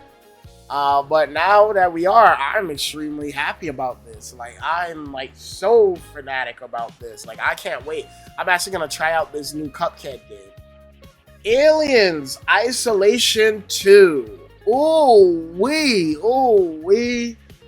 Honestly, Aliens Isolation 1 was fucking creepy and disturbing and so good.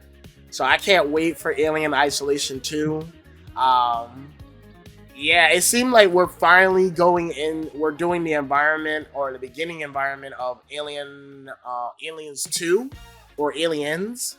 And I'm really, really excited about that because I always said, wouldn't it be cool if we had like a horror game, like where you're getting chased by the alien in like the beginning part of Alien 2. Like I always said that because that environment is like you can barely make out and see what the fuck is going on. There's noises everywhere, and you know you're in a big open space. So imagine if you're getting hunted by a xenomorph there. I was like, man, that would be making such a cool premise, and it looks like they're gonna do that. So I'm like, you know, Alien Isolation team. If you wanna pay me for that idea, I'm all right here. But I'm looking forward to this game. Alien Isolation 1 was a banger, so this one is gonna be a banger as well. As long as there's more like combat, I think will be fine, or at least shorten the game. Like, it doesn't have to be as long as the first game, because the first game was hella long, and I think the novelty was starting to wear out, but it still was a strong ass, like one of the best Aliens game I think was ever made. Gen Atlas. Gen Atlas is from the creator of Shadow Colossus and Ico.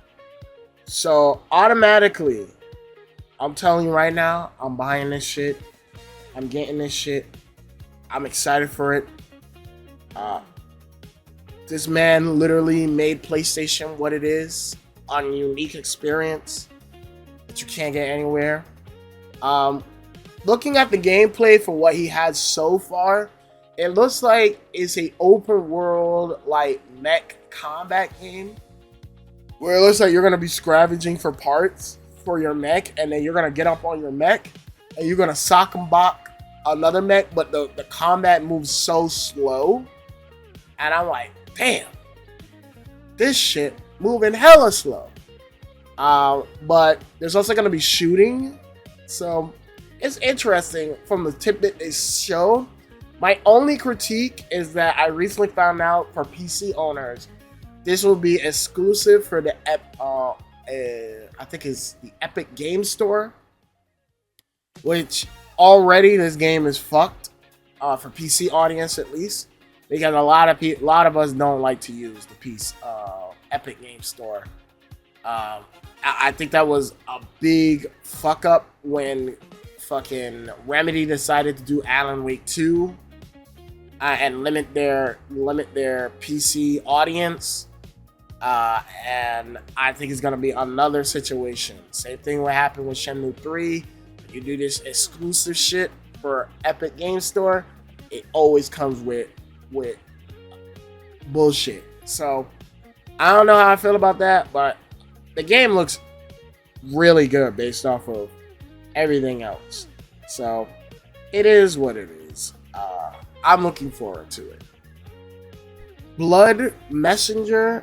This game is that, I would say, Uncharted meets, I would guess, like a little bit of Prince of Persia or so. Arabian Nights mixed with The Last of Us. It looks very a cinematic game, and I was very impressed by it, and I'm really looking forward to it. However, after seeing the gameplay of it, I'm kind of like, I'm very worried about this game. This game looks too cinematic. Like every single minute, it looks like it was just a cinematic cutscene. So I'm like, I know this is a Chinese dev that's working on this, but I'm like, motherfuckers. I'm like, this is cool, but can you actually like actually make a fucking video game? Like, I don't know. Like, I'm a little worried that it's only gonna just be quick time events, because that's what so far I was seeing. Combat looks really good, and everything looks really good, but I don't know. It's got me suspicious, but I'm looking forward to it nonetheless. Stranger Than Heaven finally has a release date. January 15th, 2027. Every time I see this game looks better and better. I can't wait to play it. However, the biggest announcement that came out was not only that is Snoop Dogg gonna be in this game, but they resurrect Tupac. That's right. Tupac will be in Strangers in Heaven. Now, I think this is a double-edged sword. On the one hand, if the family, and I repeat, if the family of Tupac is getting paid for this shit, cool. This is, I guess, a cool idea. At the same time, if they're not, and it's from some third party, some other person, I'm not a huge fan of that at all. I also think it's kind of wild you know, I'm not a huge fan of like using a dead actor or actress to reprise their role in something. I really don't like that. I think that is kind of like, a part of it is like kind of like disrespecting them, but at the same time, I'm like, I don't know, like it's very a touchy subject that I personally can't get into, but for some reason, I'm not a huge fan of that at all.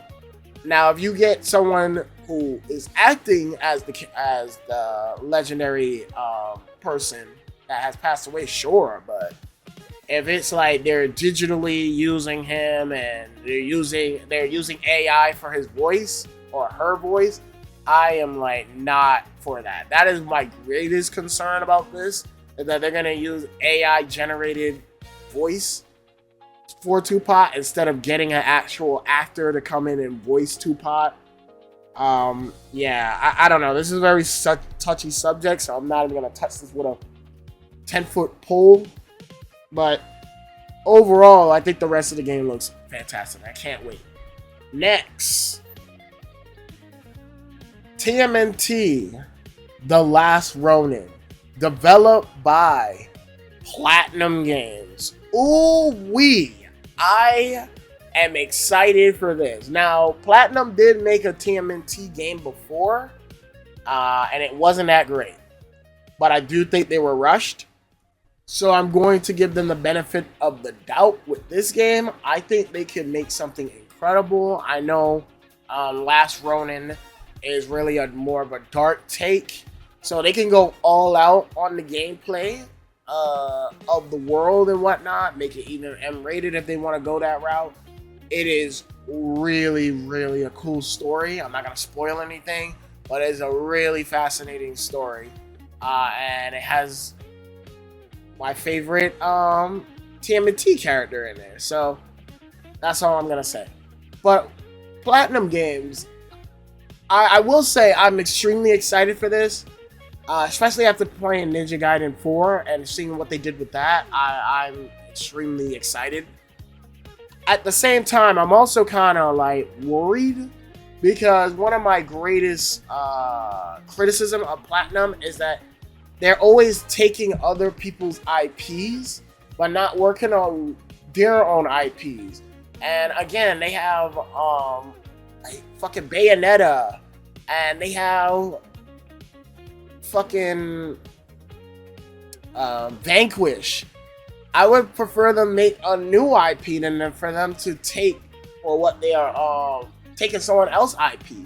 You know, I don't know. A part of me is happy, but a part of me is kind of like frustrated, because they're the only cats next to Capcom they do character action game, and they do it so fucking good.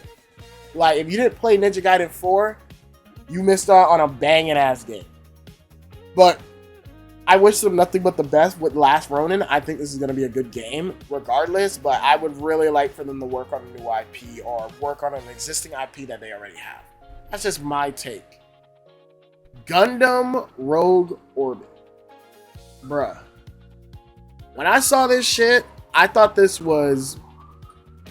I legitimately thought this was Armored Core at first. I legitimately thought, with the music going off and how epic the music is going and shit, I was like, bro, this looks like Armored Core. And then it turned out it's Gundam. I'm like, what the fuck? Gundam? Huh? I was so stunned. And it looks cool. It looks like a character action game, but with Gundam. I was like, what the fuck? It looks epic. And then the music. And this is where I was like, yeah, I'm in this day one. The music is composed by Mick Gordon. And if you don't know who Mick Gordon is, anybody who's a huge Doom fan knows Mick Gordon, bro. The music for Doom and Doom fucking Eternal, mwah, mwah, mwah. Fucking gets your dick hard so much that you fucking bust instantly as soon as you hear the music. It gets you pumped and ready to fuck shit up. And that's how I heard when I was hearing the music in the trailer. I was like, man, this sounds like Doom music. This sounds like Armor Core. This sounds really good. And now I know this shit about to be a banger. I can't wait to try it out. I'm looking so much forward to this. Next is 1666 Amsterdam. And it's like a witch in ancient Amsterdam doing witchcraft and having combat and whatnot. And also you can play as a cat. This is the game that was stuck in development hell by the creator of Assassin's Creed. This is his baby. This is his game that he's finally been able to show off because of legal reasons. He wasn't able to get this game out. It's been in development hell for years. Now it's finally available. And I was extremely excited about this game until they gave out a demo for the prologue. And I saw the prologue. And I just gotta say, I am not really impressed. I am not really impressed. I like the story. I think the story is captivating. But man, the game looks like a shovelware game. Like, it looks so unfinished, so unpolished. Again, it's still in early development, but man, I was just kind of sitting there like, bro, this ain't it, man. This ain't it, man. This ain't it, bro. This ain't it. Put it back in the fucking oven. This ain't it, bro. This ain't it. They didn't even get to show off the combat, so I don't know. But I think the whole premise of having a witchcraft and whatnot in Amsterdam is kind of cool. Especially since Amsterdam is kind of like, after my time being in Amsterdam, I would say it's like a yin and yang place. It has beautiful architecture, beautiful scenery. But then when you turn the corner, there's a lot of like sex and weed and whatnot. There's it's very weird. It's a very like being at the crossroads of hell and heaven. It is such an interesting place. I highly recommend people go to Amsterdam. But it's a fun place, and I really like that. So to make a game based off of that, it's kind of cool. But I don't know how this game's gonna turn out. They gotta work on it. That's all I'll say. Crossfire is not what you think. It is not that Japanese game that was on Xbox, Crossfire. It is a brand new game from a brand new studio called That's Not a Moon. And these are ex-Naughty Dog employees making their own studio and making this game. And it's basically this uneasy alliance between this army girl and this army guy. And they have to use tactical maneuvers and whatnot to basically get out of a bad situation. And the thing that actually spoke to me and why I was like, oh, this feels like a Naughty Dog game was the animations, 1, and 2, how they portray like cover. And they said that their cover system is a I think they call it active cover. Is a brand new system that never been done before, where at any level the characters will move and duck around the environment to get out of the way, natural, like how you would see in an army would do. And depending on enemy positions, they will lower their body and whatnot. I was like, wow, this looks really tactical, really strategic. So I was like very impressed by what I was seeing. And they said there will be no multiplayer or anything. It's a single player experience because that's what they are known for.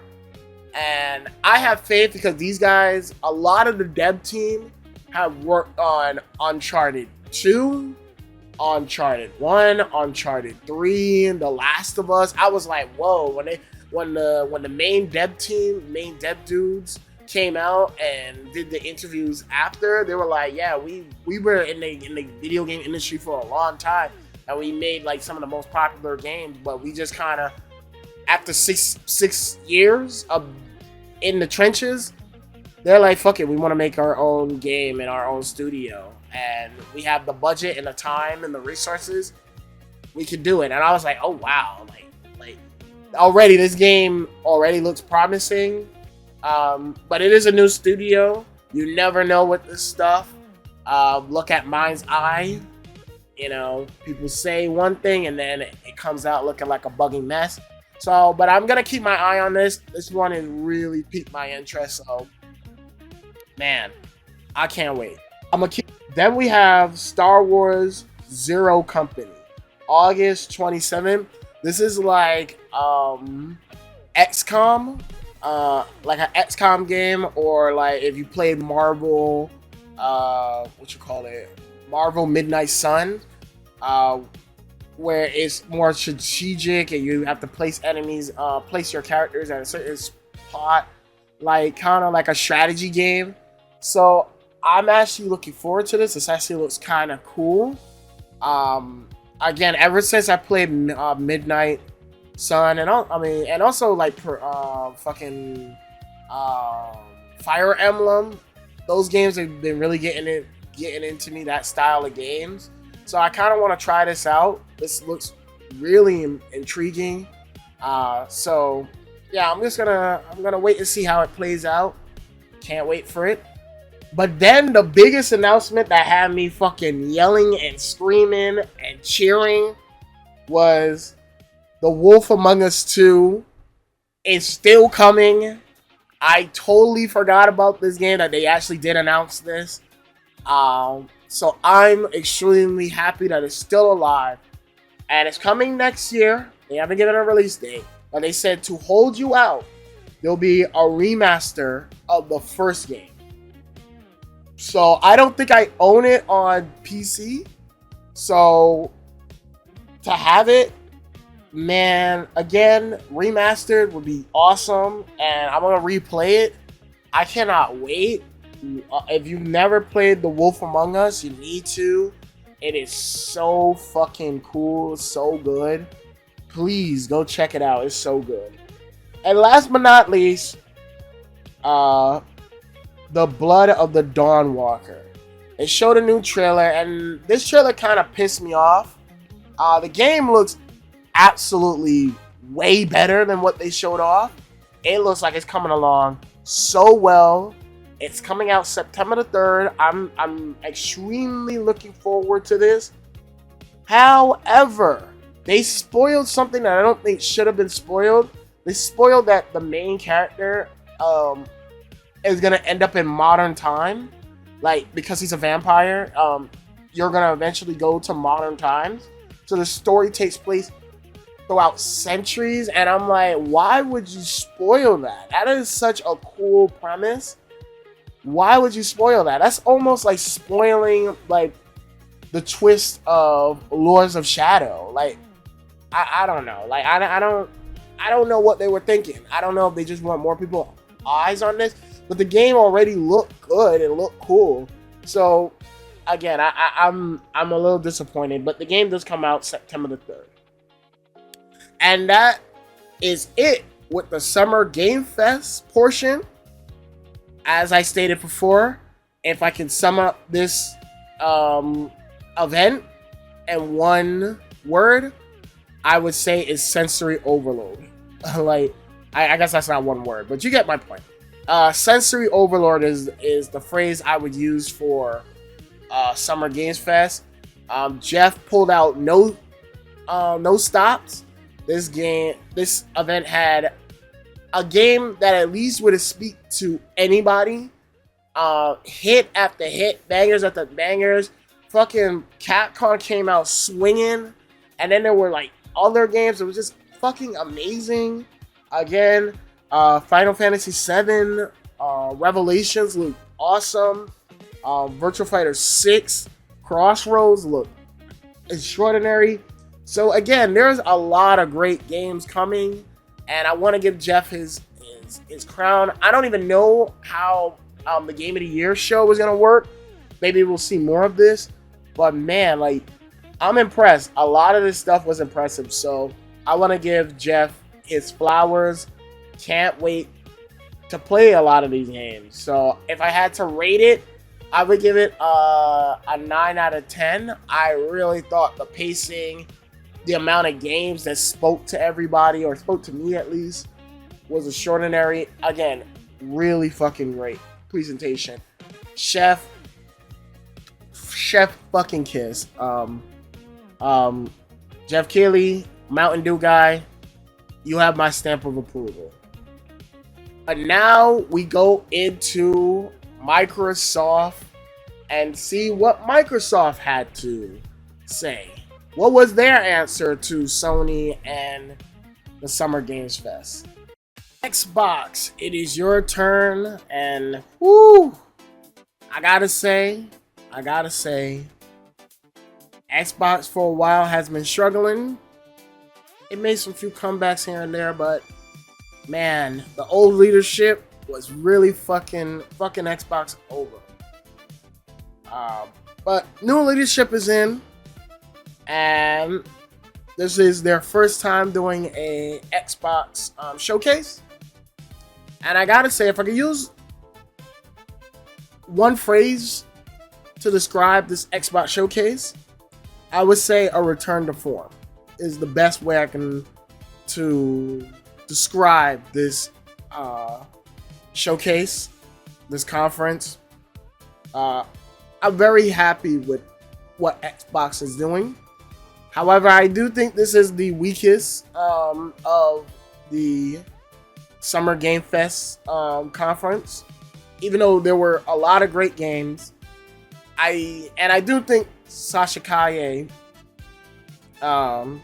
is in the right headspace. It seemed like she actually wants to turn the ship, and she's making some bold decisions that I actually am very proud of. Ultimately, it's gonna take more than just putting a bunch of games on its exclusives and giving out a console, which was nice, giving out a limited edition anniversary console to the audience. It's gonna take more than that to win over me and many others who felt burned from Xbox, you know. So if I can rate the score, I would give them a 7. I thought they did great, and we're gonna talk a lot about their games right now. So first thing they talked about, and later on in the conference, Gears of War E-Day.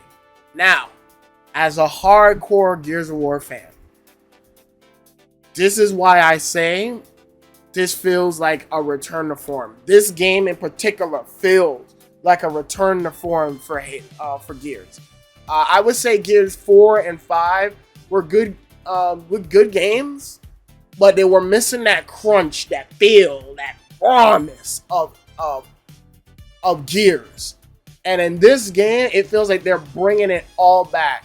And I couldn't help but smile at a lot of what I was seeing at this demonstration. They showed off that they not only built the game back up from scratch, but they showed a lot of cool innovation to the Gears of War format. So now you can slide. You can now fucking go.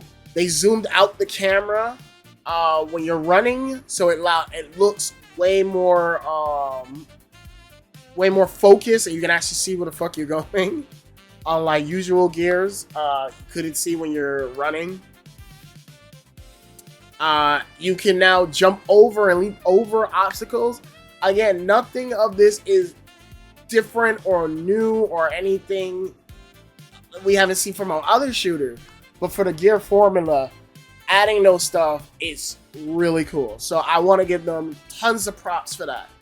They also said this is going to be the most story-focused Gears, and I can easily tell because they talked about coming, Dom and Marcus coming back from war and trying to settle down, and then as soon as they come back from war, E-Day happens and all hell breaks loose, and you can see like them generally being confused and destruct of seeing their city, their town, their home being destroyed. Very emotional. I was like, damn, this is the most heartfelt Gears I've seen Gears ever be in quite a while. So for me, Gears of War story has always been really fucking good. So to see that they're taking it even further is crazy to me. It's crazy to me.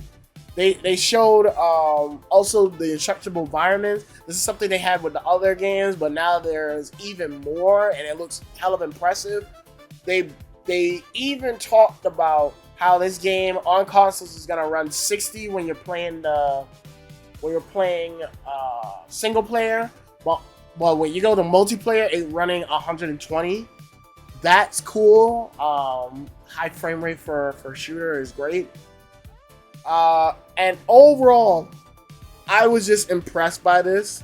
I was sitting there, and even the speech that they gave near the end, I felt that shit. I was like, man, Gears is back. Like, this feels like Gears is fucking finally back. Not to say, again, Gears of War 4 and 5 was bad games, but man, they didn't have that crunch. Even like hearing head pops, I was like, oh my goodness. It feels like Gears is back, baby. It feels meatier, it feels crunchier. It just looks like the vigor. Like, they took a break from Gears, and now they're back stronger and more grimier than ever. They also said that in the single player, there will be moments where you can go off the beaten path and do side quests, which is really cool. And the side quests will have their own stories and filling out the world, which is cool. Man, this is very an impressive game, man. I am so blown away by what they showed that I have to own this. This was such a good presentation. Such a good presentation. And I'm excited. As a Gear fan, I'm excited. It comes out October the 6th. And of course on Game Pass, but you can also own it. So yeah, I'm definitely checking this one out. This is a day one cop for me. I think the only criticism I have is literally like Marcus, how he got his scar. It's the dumbest shit ever. It's completely silly. But when Thame pulled up, I was like, oh shit, we're gonna spend time with Thame. It's gonna be lit, bro. It's gonna be lit. This game is gonna be lit. Biggest news to come out of that, however, is that it will be now console exclusive. It seemed, and it very seems to me that this game was originally going to be a PS5 game as well. I think there's even like screenshots and proof that you could see that like it was going to be a PS5 game as well. But at the last minute, it became Xbox console exclusive, but it's also going to be on PC. So yeah, I don't know. To me personally, I'm happy, but at the same time, Gears really sold well on the on PS5. PS5 motherfuckers talk about they don't fucking play Xbox games, but yet they'll play them. So I don't know if that was really the smart idea. I mean, it's a good step forward, but considering how Gears is and how much, you know, the PS5 fan base was really fucking with Gears, I don't know. But we'll see. Hey, if you want to play Gears, own an Xbox or build the gaming PC. That's all I gotta say. Next, we have Fable. Fable got delayed until February 23rd, 2027. They did show a little bit of gameplay outside of the trailer, outside of the conference. It looks even better than what they showed off previously. However, my biggest critique is the trailer that they showed. I couldn't even tell that the character that was talking was a villain until the very end. I was like, oh, that's a villain, okay. And maybe that's because of the voice actress. They actually got my girl Haley Atwell. You may know her as Peggy Carter or Captain Carter from the Marvel Cinematic Universe. She was also in the newer Mission Impossible movies. So I'm excited to see her in there, but that trailer threw me for a loop. I was like, oh, this is a new mentor character you have? Okay, cool. And then you find out that she's the villain. I'm like, okay, cool. A little bit confusing on the trailer, but the game looks great. I'm really looking forward to this game. So, yeah. Just give it to me already. Just give it to me. Again, no word if this is going to be like a console Xbox exclusive. This is going to be a running thing throughout this show, is that it was unclear that certain games, whether certain games are going to be console exclusive or they're going to be multi-plats. I don't know. But yeah, I guess we'll figure that out as time goes on. Next, we have Halo Campaign Evolve. This is going to be coming with a new story add-on to the campaign. Is a prequel that's following Johnson. Pretty cool. That'd be kind of cool. But yeah, and also they showed off that you can go third person, which is very interesting. I don't think we've had a Halo game be able to go third person. Only like when you pick up heavy weapons, but yeah, to my knowledge, not first time for the series. It comes out July the 23rd, and it's also coming to PS5. So there's that. I'm not really too excited. Again, 343 or Halo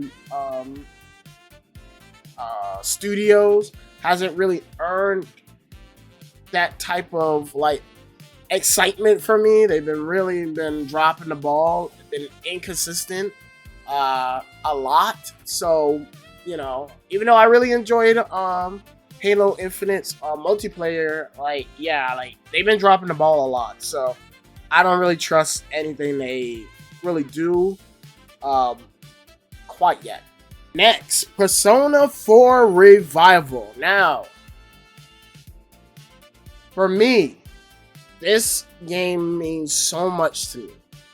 As someone who was never into RPGs until I got to play Persona 4 Golden. And the only reason, on a fun fact, that I even played Persona 4 Golden on the PSP is because I thought Persona 4 Arena, that was just on the PSP. And I thought Golden was the title for the PS Vita version of Persona 4 Golden. So, for me, playing that game, loving the characters, my girl Chie, I love me some Chie. Seeing these characters in 4K, the music, everything, the UI looking exactly how I wanted it to be if they ever was gonna remake this game. Touches me. This game means so much to me. This is my favorite Persona game. I love Persona 5. And Persona 3, I'm eagerly gonna play that. I own it. I own all the Personas.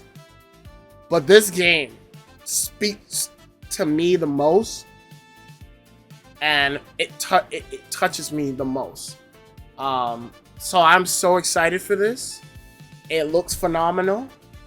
And And, you know, I wish I could play it right now to relive that memory. Persona 4 again in 4K. I can't wait for this. It comes out February the 18th, 2027. But that's not all. Atlas didn't just drop that amazing bombshell. They said, let me give you just a little sneak peek of the future with Persona 6. Now, I'm not the biggest knowledge on the Shin Megami Tensei series, but I gotta be honest, watching this fucking trailer, you could have swore that this was a Shin Megami Tensei game they were announcing. Not even a Persona game. I'm so used to the colorful look of Persona that it went completely dark, and I was like, oh, is this Shin Megami Tensei? Is this a new Shin Megami Tensei game? And I know they're kind of like connected. Like Persona's more of like I want to say kid friendly, but like anime, more anime inspired, more slightly lighthearted version of Shin Megami Tensei, even though Persona has some dark shit, really dark stuff. So it wasn't completely out of their wheelhouse, but I was like drawn, like completely like confused by it. But yeah, it looks really, really good. Like, really, really good. Even though there's not much to go off. But the premise of it being really dark and almost like kind of haunted kind of intrigues me. I'm just throwing out like theories, what it's about. I'm very curious what the Persona fan base thinks of this. Obviously they're gonna figure it out. So I don't got nothing to worry about, but this was a cool ass announcement. Bang for bang. Again, Xbox did good. Bang for bang. Hit to hit. All right, let's go Xbox. Next is Metroid 2039, and this comes out February the 27th, 2027. A lot of February games, by the way. A lot of February games. But it's good to know. Good to know. I've always been interested in the Metroid series. I played the first game. Haven't played the second or third. But these games are really cool. So I'm really looking forward to this game. Really this dark, futuristic, like Chernobyl world that they created. And it's really fucking cool. So I'm actually really looking forward to trying this out when it comes out. So I'm looking forward to it. This next announcement shocked the shit out of me. Wulong 2 Wings of Ember. I was so confused. I was like, I thought this game flopped so hard because no one's talked about this game. No one's talked about this franchise. It's always just been either Dead or Alive or when's a Ninja Gaiden game coming or the Neo series. In particular, the Nero series that they always talk about. So to see this game, I was like, what the fuck? I was so shocked that they want to do a sequel of this game. But it looks really good. Hopefully they fix a lot of the problems of the first game. The biggest issue I had with the first game, for a little bit I did play of it, was literally just the fucking the PC port. PC port was kind of messy. So hopefully they'll fix that, get that running really well. I'm looking forward to this game, to trying it out finally. So yeah. Then we have Senua Hellblade spin-off game.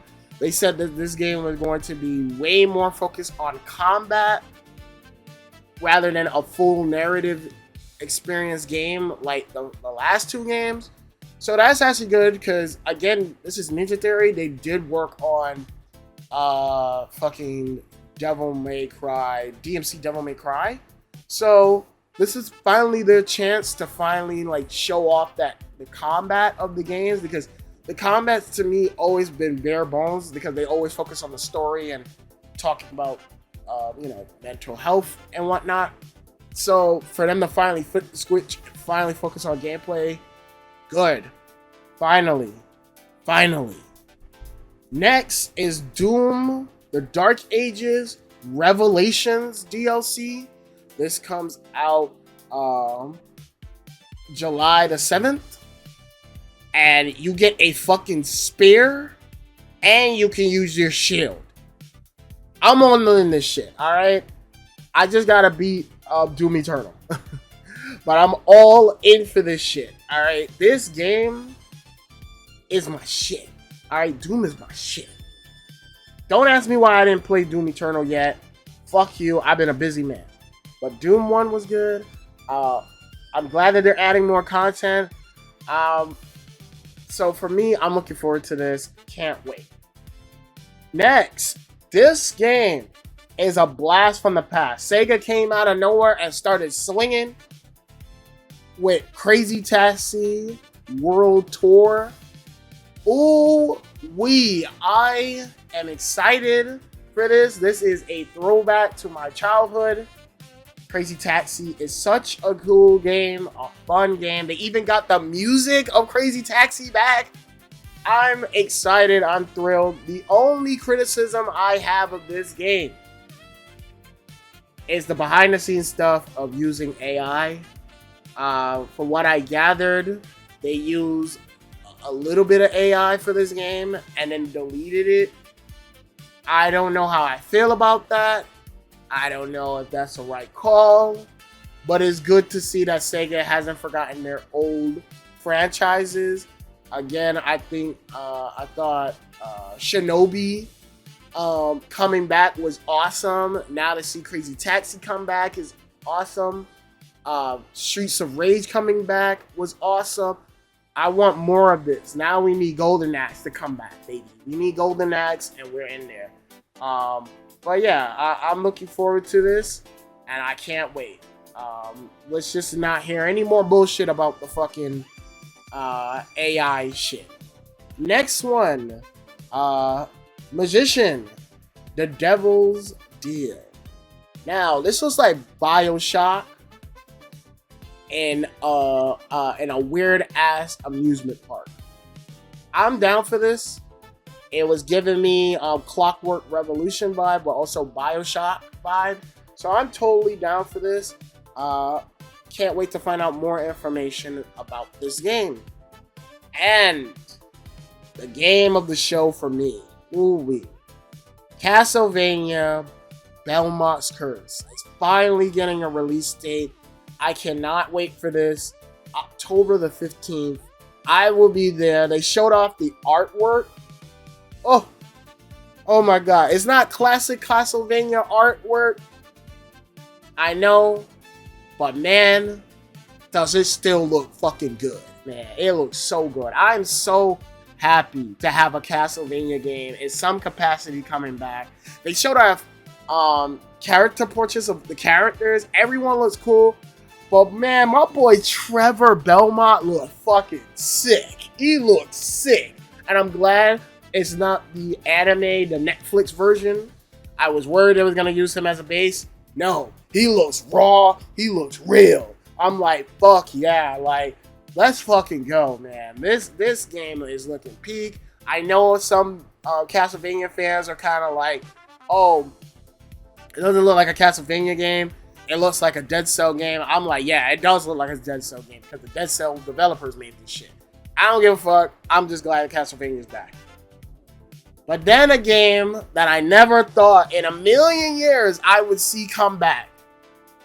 I saw my boy Crash Bandicoot come back, but I ain't never thought I would see my boy Spyro come back. Spyro: A Realm Beyond is in the works. It's coming. They showed a tiny bit of gameplay, and my soul disintegrated in front of my eyes. I was cheesing so hard. This franchise, this is how I knew Insomniac.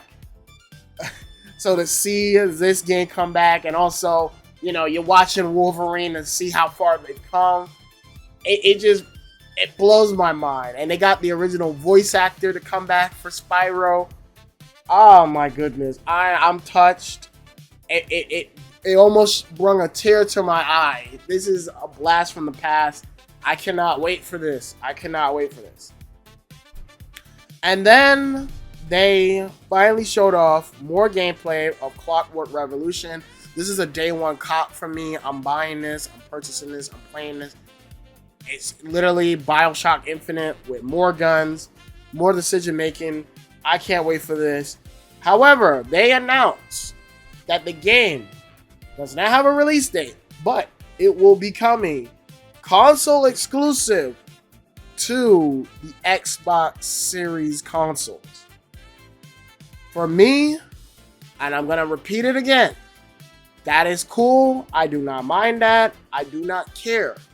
However, how many other games are coming to the Xbox ecosystem that are going to be exclusive to the Xbox ecosystem? I'm not talking about fucking multiplats. Are they going to be console exclusive? And that is the biggest concern I've had with this whole shit. It's cool that they announced this, but once again, I'm going to reiterate this. Are there more games that's going to be console exclusive? I don't know. And then last but not least, Call of Duty Modern Warfare 4, October the 23rd. This left a very poor taste in my mouth. I was not a fan of this at all. I was not a fan of how they demonstrate this. This is what dropped the score from an 8 from a 7 to me. It's showing Call of Duty. Now, I'm not saying they can't show Call of Duty. Call of Duty is their biggest franchise. Call of Duty is a very important franchise for Xbox, you know. So I understand that they can't get rid of it. However, one of my biggest complaints is ending the show on some Call of Duty. Not only did they end the show on Call of Duty, but more importantly, they ended with this fucking game. And I'm like, I could barely make out what the fuck was going on in this game. Like, what mode is this? I didn't know what the fuck this was until near the end is an extraction mode. And I'm like, you mean to tell me you couldn't have said that from the beginning? I was so confused what the fuck this was. So baffled, so bewildered on this shit. I was like, no, motherfucker. Like, this ain't it. This is not it. So, for me personally, I was not a fan of this. I didn't like how this was presented. And I sure as hell did not think this should have been the last game to show. Last game to announce. Just get this shit out of here. It's Call of Duty. I know it sells. Get this bullshit out of here. Get this garbage ass bullshit out of here. I'm glad that they removed it off the Game Pass subscription service. Now the price has gone down. But man, miss me with this nonsense with Call of Duty. Miss me with this nonsense. With all that being said, I thought Xbox did a phenomenal job of reminding people why the Xbox brand is powerful. And, you know, I will say this, you know, seeing Xbox come out, you know, swinging, actually seems like they're in the fight is a good sign, you know, because you can't just have PlayStation just keep doing whatever the fuck they want. Competition breeds creativity, and finally seeing them stepping back into the ring is great. Sasha, she pulling out big clit energy. I love it. She coming out swinging. However, and I just have to, and I hope Sasha's listening to this. If she's not, oh well. I really, really have to reiterate this. You cannot sell a console if you're not willing to fully commit to exclusive. This is cool. You have Gears as an exclusive, and you have fucking Clockwork Revolution as an exclusive. That is awesome and fine and dandy, but you have to commit to that. Fable has to be exclusive. Some of Bethesda games have to be exclusive, or at least time exclusive. You have to fully commit to this. You can't half-ass it and say, well, be vague. Because that's what Matt Booty did after the podcast, after the fucking the show. After the show, he was just very vague. He said it's gonna be a case-by-case basis. I don't want to hear none of that. Shouldn't be a case-by-case basis. You have to be very honest and very truthful and very sincere to the fans. Stop stringing them along. They shouldn't have to take me. I shouldn't have to know or guess, is Fable going to be Xbox console exclusive? And honestly, and I appreciate that she's saying that she wants to fix the brand in 3 years. Baby Love, respectively, I'm gonna need you to slow your horse. It isn't gonna take 3 years to get the Xbox ecosystem back to where it was in the 360 era. It's not gonna take that. It's gonna take 10 years because of old leadership fucking up constantly. It's gonna take a long time to get that shit, but you gotta willing to do the work. Right now, it seems like you're willing to do the work, but it's not enough. It's not enough.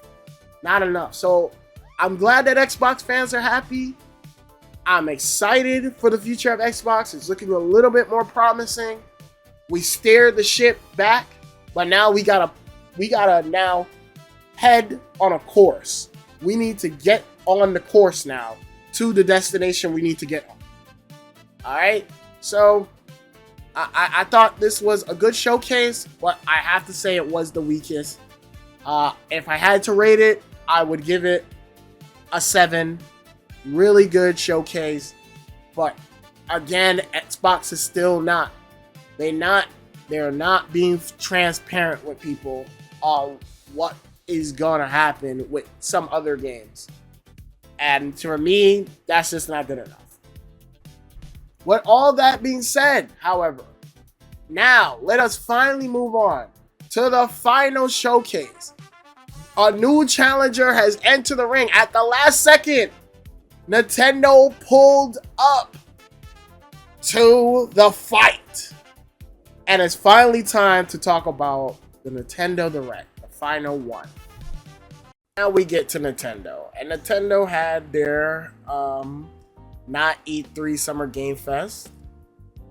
They were late to the party, but they came in. And if I can describe Nintendo's Direct, I would generally say this one was literally playing catch up. I felt like while it did have a lot of good games, and there was a few surprises that legitimately had me surprised, ultimately, I thought what was holding Nintendo back in this press conference was literally too much reliant on like ports, re-releasing, and also kind of like, oh, here's the Nintendo Switch 2 version of a game you played fucking 5 years ago. For me, a lot of these ports, I'm just looking at like, listen, if you're a fan of these particular franchise, while I would say it's cool that Nintendo fans are finally getting some of these games, and you know, it is cool that they're joining the ecosystem of certain fan base now. Ultimately, if you really wanted to play these games, how I'm looking at it is, you would go out and buy a gaming PC, or you would go buy a PS5 or even an Xbox to go play these games. Like, unless you're someone who really honestly wants to take your gaming on the go, I was just kind of looking at a lot of this stuff. I was like, I wasn't really that impressed. If I had to rate it, I would definitely give it a 7.5. It was definitely a good showing. It was cool. Some of the new announcements were really, really cool. But ultimately, it was just too much of this like playing catch up. And I'm just tired of that. And I think to really start my whole point off, Devil May Cry 5 Devil Hunter Edition. I'm going to go into a huge rant because I have to rant about this shit because I am a huge Devil May Cry fan. I love Devil May Cry. I breathe Devil May Cry. I've even like really, really, really am passionate about Devil May Cry. So to see that Devil May Cry 5 in particular got a re-release version for the Switch too, You would think I would be happy for that the Switch owners and Nintendo players finally get to play a game that touched me, and is a game that genuinely like gave me new vigor into like video games, made me found my love in video games again. I love Devil May Cry 5. Like, I can't speak about it any higher or any less. But to see that this is just a port of the PS4 version, where it didn't even come with the special edition, which comes with turbo mode, and it comes with fucking Dark Knight Sparta, Legendary Dark Knight mode. All these different shit that made the special edition cool, it's not in here. Only thing you're getting is all the DLC and Virgil. But none of the add-ons that came with the special edition. I think that's lazy, and I'm so fucking sick and tired of how Capcom's been treating the Devil May Cry community and the Devil May Cry franchise as a whole. Like, I get it. Devil May Cry is not fucking Resident Evil. It is not fucking Monster Hunter, and it's not Street Fighter. I get it. But to sit there and say, well, Mega Man's getting a new game, Onimusha's getting a new game, a bunch of other Capcom IPs are getting new games or expansions, and Devil May Cry, a game that has now a huge following. People are falling in love with Devil May Cry. And people's been begging and pleading for the next installment of Devil May Cry, or at least a remake of Devil May Cry. People's been begging so heavily for something new. And all we get is a divisive anime from Netflix that has a creator who knows the bare minimum of Devil May Cry and is pissing off the fan base. It's so bullshit to me. And it frustrates me. It frustrates me so hard. Not to mention, they give out Devil May Cry 5 for the Switch 2, but not Devil May Cry 4, the most important game for Nero. Like, that game established Nero as a new character. And you get to see his arc from Devil May Cry 4 to 5 is beautiful. Why the fuck would you give them Devil May Cry 5? Not to mention, there's no new modes. There's not even like, hey, here's like, you could do cool little things with the Wii. I mean, with the fucking Joy-Cons. No new costumes, which is what the whole Devil May Cry community has asked for. Instead of having to fucking mod them on the PC, like no co-op, like how they did with DMC3 Special Edition. Remember in DMC3 Special Edition, you had like cool little things you could have done, like like you could style change. You could carry all your weapons with you if you want. You could play it like a modded version of that, or you could do like the classic and play it the original way the developers intended the game to be played. You could do that in the Switch version. Where's that for Devil May Cry 5 Devil Hunter Edition? Nothing. This is not even a new edition. This is literally just the same fucking game you played before with less content. I mean, I guess the best thing is that it's gonna be on sale, so it's only gonna be $30.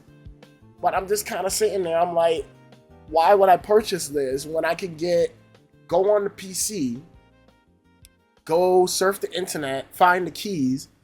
Around the keys for Devil May Cry is usually around like maybe like $15 to $20. Maybe 25 if you want to get the Virgil DLC, and just use that.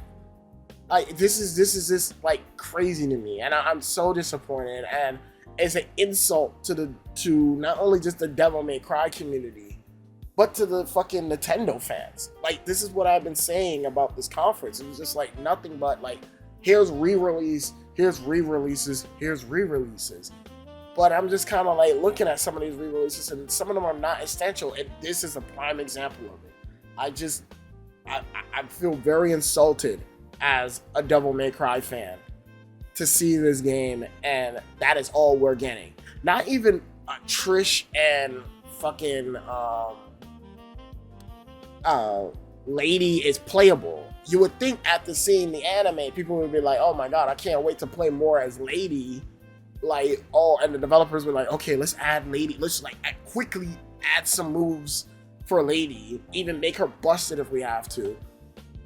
No, none of that. And it's just very disappointing. Very disappointing. And I have nothing to really more to say. It comes out on June the 23rd. Again, if you want it, go for it to add it to the collection. But again, the collection is not complete without Devil May Cry 4. So why the fuck would you give people this game if you're not going to include Devil May Cry 4? Anyway, I'm done ranting about this shit.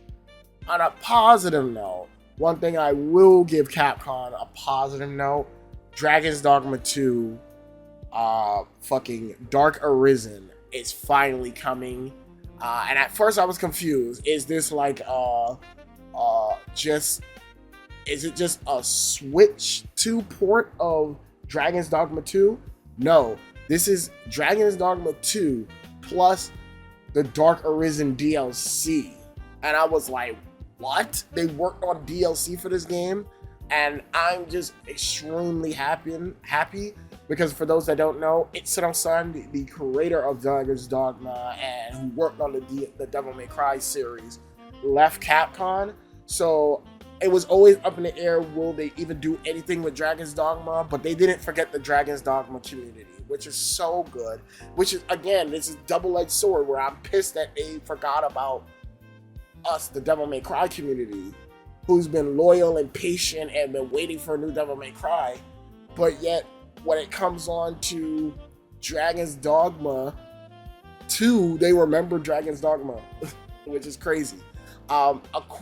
This thing is going to add a new location, new monsters, new support, I believe they said, new skills, and more importantly, there's patch notes leading up to this game that drastically changes the game. For what I saw, some of the like in the patches I've seen for those who own the game now, there's tons of changes that I'm just like, what the fuck? I was just like really surprised.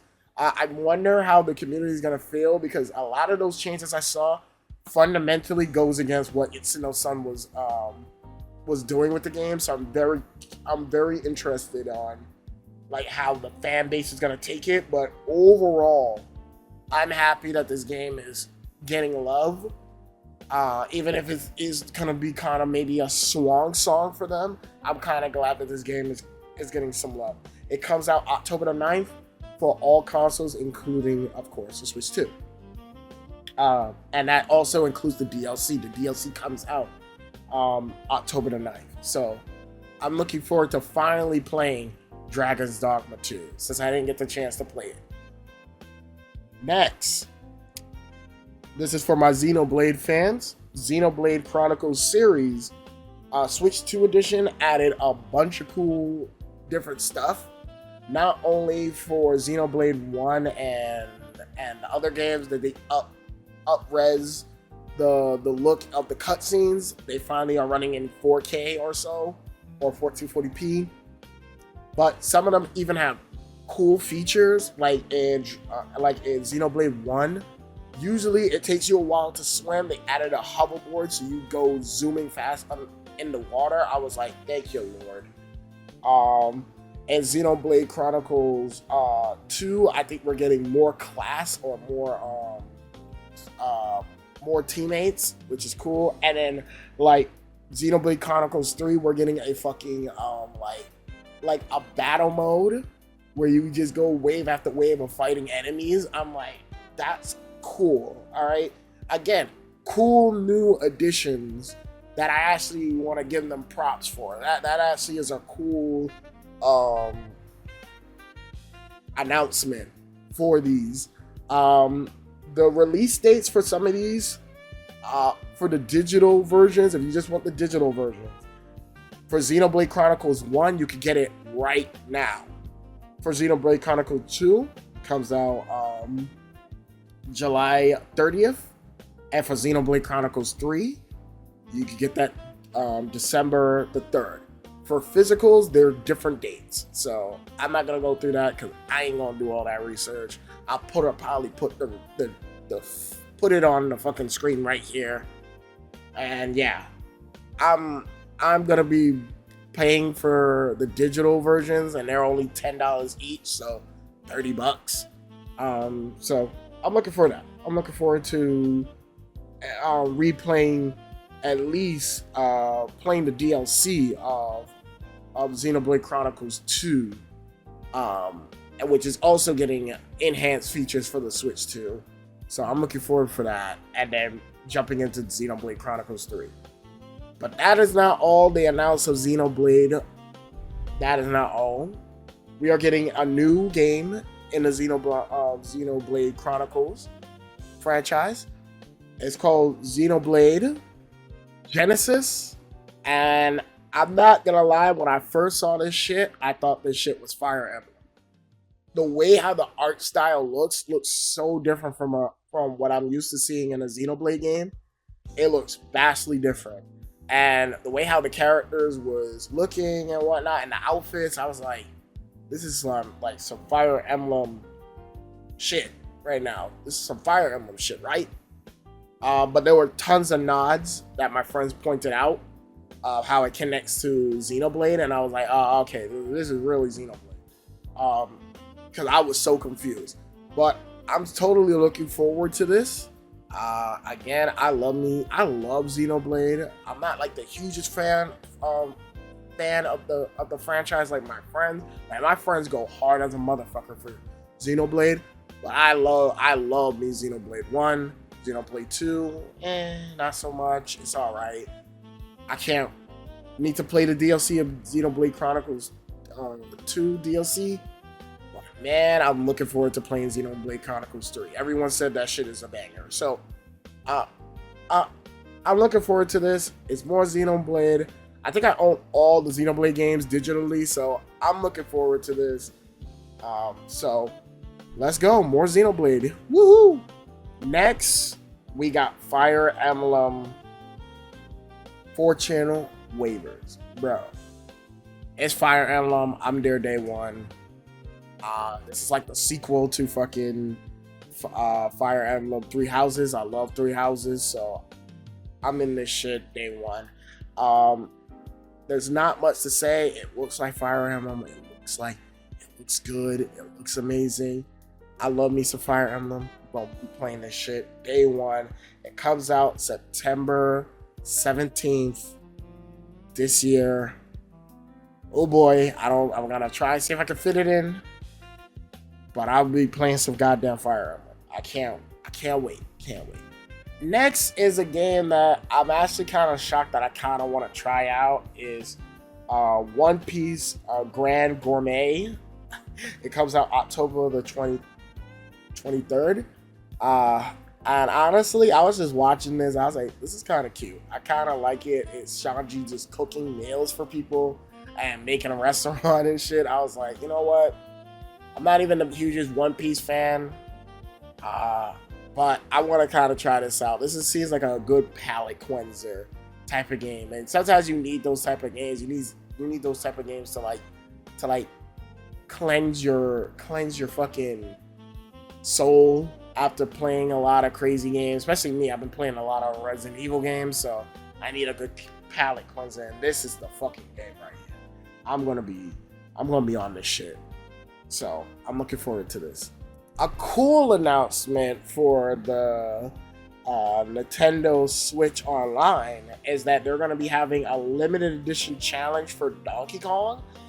So there's going to be, when you go to your Nintendo Switch Online profile, there's going to be a bunch of Donkey Kong games that you can play, and there's different challenges. There's a beginner, intermediate, advanced, and then a hard, which is what the developers made, and they have particular rules and whatnot you can do, and you get like bonuses and whatnot.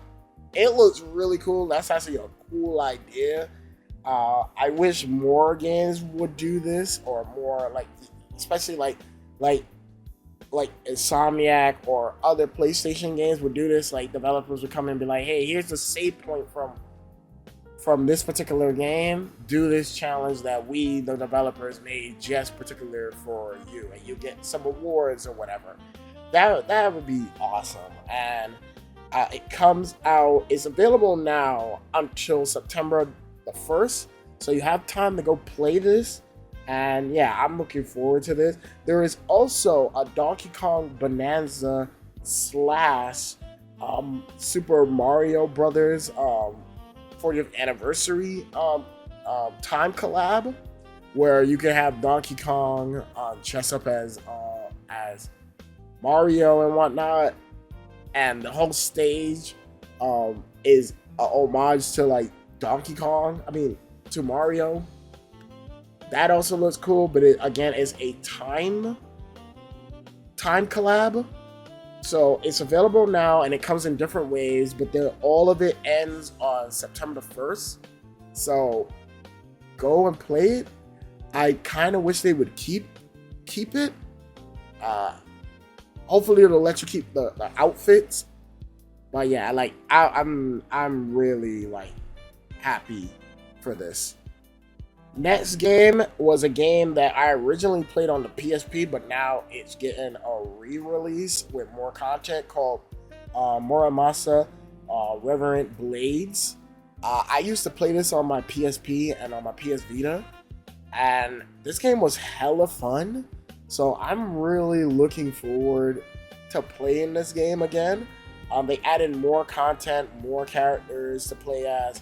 I'm looking forward to this. It was a fun game on the PS Vita, so I'm looking forward to playing this again. So, woohoo, let's go for it.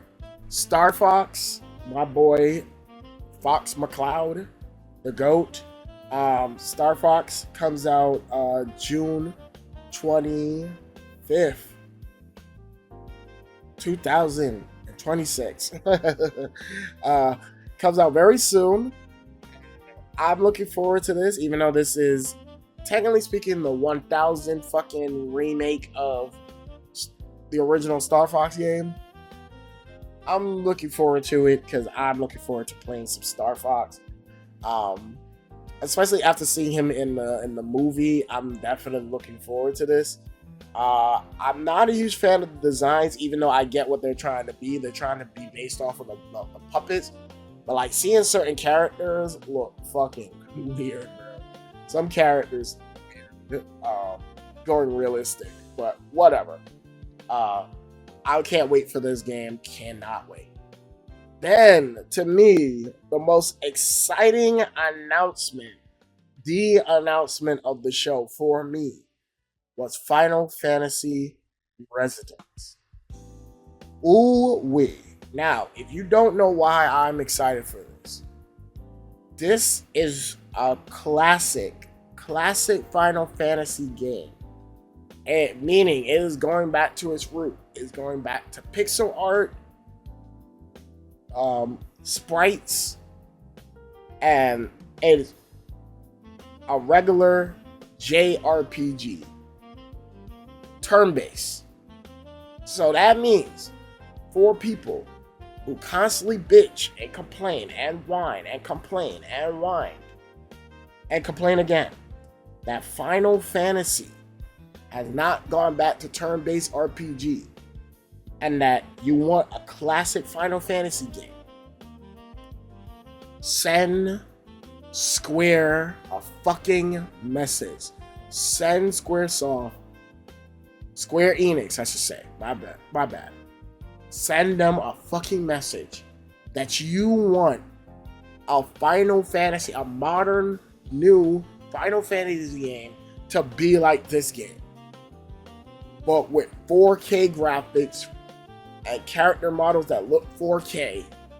Don't just complain and sit there and say they don't make Final Fantasy games like how they used to, and you're not going to support this fucking game. Don't say that. And don't do Savvy Webs. And yes, I'm gonna call him the fuck out. Savvy Webs. Don't do like that old fuck who constantly talks about back in my day, Final Fantasy was great. And don't go and support a Final Fantasy game that is literally catering to you fuckers. Don't be like that. Don't be like him that's gonna sit there, complain and complain and complain and complain and complain like a fucking old head and not go. And when they finally addressing you, they're talking to you directly, making something for you, you're not gonna go support it. Don't be like that. Either you want Final Fantasy to go back to its glory days and make something that is on the level of Expedition 33 by supporting this and showing them that this shit does sell, along with Expedition 33, showing them that this shit does sell, or you're gonna shut the fuck up. Because I'm tired of Final Fantasy old heads in particular talking about like, oh, Square's fucking garbage and whatnot. But then when they finally make something that caters to you, you're not going to support it. So miss me with this nonsense. I don't give a fuck what they have to, what anybody has to say. I'm purchasing this shit day fucking one. It looks good. It looks clean. And it's a Final Fantasy. Because I'm a Final Fantasy fan. I'm going to try it out. And if I don't like it, I'll say I don't like it. But if it turns out to be good and the story's great and the story's impactful, I'm gonna sing its fucking praises. So you can suck my fucking dick. Anyway, moving on. Oh, and it comes out October the 22nd. So no excuses, bitch. No excuses. No excuses. Moving on. Dustblood, the Dustbloods is getting a closed network test this summer. So this will be our first time experiencing and seeing the game.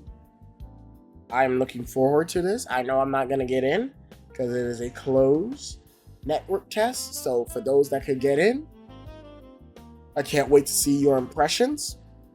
But yeah, that's how they're going to do it. The visuals of this game, the art direction was phenomenal. I'm tired of talking about this game. This game looks fucking awesome. They just got to show us some gameplay. Splatoon Riders. Now, this one is interesting. This comes out July the 23rd, and it is a single-player Splatoon game, which I don't really know how I feel about that because I'm more into the multiplayer side of Splatoon than the single-player content. But this one seems cool. It looks like you're just going around shooting shit, shooting enemies and getting in your mech, shooting motherfuckers. Seems like fun, and you're collecting items and whatnot to make bigger and better weapons. It looks cool, but I would have preferred a multiplayer mode with that shit. But it is what it is. It looks really good though, so I will give it its props. I might give it a shot. It comes out July the 23rd. Next, and this had me jumping for joy. I was so fucking happy when this announced, because I really did not like how Square Enix and Nintendo handled this re-release the first time. So now they're doing it proper. All the Kingdom Hearts games are coming to Nintendo Switch 2. Not cloud version, not the cloud version. I'm talking about physical disc and digital. You can now own these games. Thank you, Christ. I was very upset and very annoyed at this. And I don't know, I was just so unhappy with what they were doing. So unhappy. But now seeing that they're going to have all the games available on the Switch makes me happy. And it also is getting a PS5 and Xbox Series S release. So I'm guessing this is going to be on a higher frame rate and gonna look even more better. So yeah, this is dope. This is dope that they're re-releasing this. It comes out October the 8th. Now, right after that, they came with the bombshell. I thought PlayStation would have had this game, or it would have been on the Summer Game Fest. But Nintendo came in with the big gun, and this is why I said I can't say that their conference was bad. It was really good, because then they dropped Kingdom Hearts 4 will be coming to Switch 2. They showed gameplay. They showed the look and the feel of the game, and it looks really fucking good. Like, I'm actually really impressed by what I saw. Again, I am not the hugest Kingdom Hearts fan. I've only played Kingdom Hearts 1. But this shit looks really cool. I was impressed. I was like, wow, this is impressive. Took us long enough, but we're finally there. Kingdom Hearts is finally coming. So I'm looking forward to this. This actually gives me a reason to play all the Kingdom Hearts games now. Again, try to redo that series playthrough again. So I'm looking forward to this. Last but not least, I have to mention this one. This one had me literally stunned. Because I had no idea Nintendo was going to do this. I didn't even think they would want to do something like this. But they are remaking Legend of Zelda Ocarina of Time. And it was just a little tease. And my boy Link, his fucking head looks bigger than his body. But man, I'm so excited for this remake.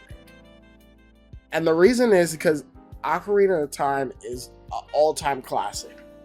It is like if you ever go on any list, gaming list, you'll always see Ocarina of Time in there. And it is that, and it's there for a reason. It is a damn good video game. And I haven't played it since I was a fucking teenager. So I am looking forward to seeing how they're gonna remake and handle this. Is it gonna be a reimagining, or is it going to be like a typical remake where they're just gonna HDify everything? So I'm looking forward to this. I'm excited for this. I know probably some fans are upset, but I'm looking forward to this. So again, I gotta give Nintendo all props. And that's actually what's gonna do it for my Nintendo part of their Direct and their Summer Game Fest. Overall, I thought Nintendo had a damn good showing. They came out swinging, but I think what was holding them back personally, like I said before, was games like Devil May Cry and these other games that they were just nothing but fucking ports or re-releasing. But something like the Kingdom Hearts port was good. Dust Blood's getting a fucking closed network test. Is cool. A lot of cool stuff. But is this gonna make you want to get a Switch 2? I don't think so. I still think we need to get that big hit like a Mario or a brand new Zelda game. I think we need that big hit, or again, Smash. Like Smash once they announce Smash, all bets are off, bro. All bets are off. That's the time to own a Switch 2. But I don't know. To me, this wasn't super convincing. But if you already own a Switch 2, a lot of these other games look really fucking good. So I'm gonna be going in and not gonna judge them too hard. Nintendo came out pretty good, and I want to give them their props. So I'm just gonna give them, once again, like I said before, a 7.5. They did really good, so I gotta give them their props. I was never bored throughout this whole conference. That's the thing. It ran through smooth. I really just enjoyed it. With that being said, I just want to say some final words before we wrap up this whole entire video. I don't give a fuck what type of gamer you are. Whether you're an Xbox, you're a PS5, PlayStation guy, a Nintendo guy, a PC guy, you can't tell me that there is no games to fucking play. You cannot sit and tell me there is not one game in this whole entire Summer Game Fest shit that came out that there was no games to play. No games. You have God of War laufey for PlayStation fans. Wolverine looks awesome. Fucking Tokon showed off new characters. Fucking Xbox, a commitment to fucking going back to, exclusives again. Gears of War E-Day. Fucking Clockwork Revolution looks good. Fucking all these games, fighting game fans.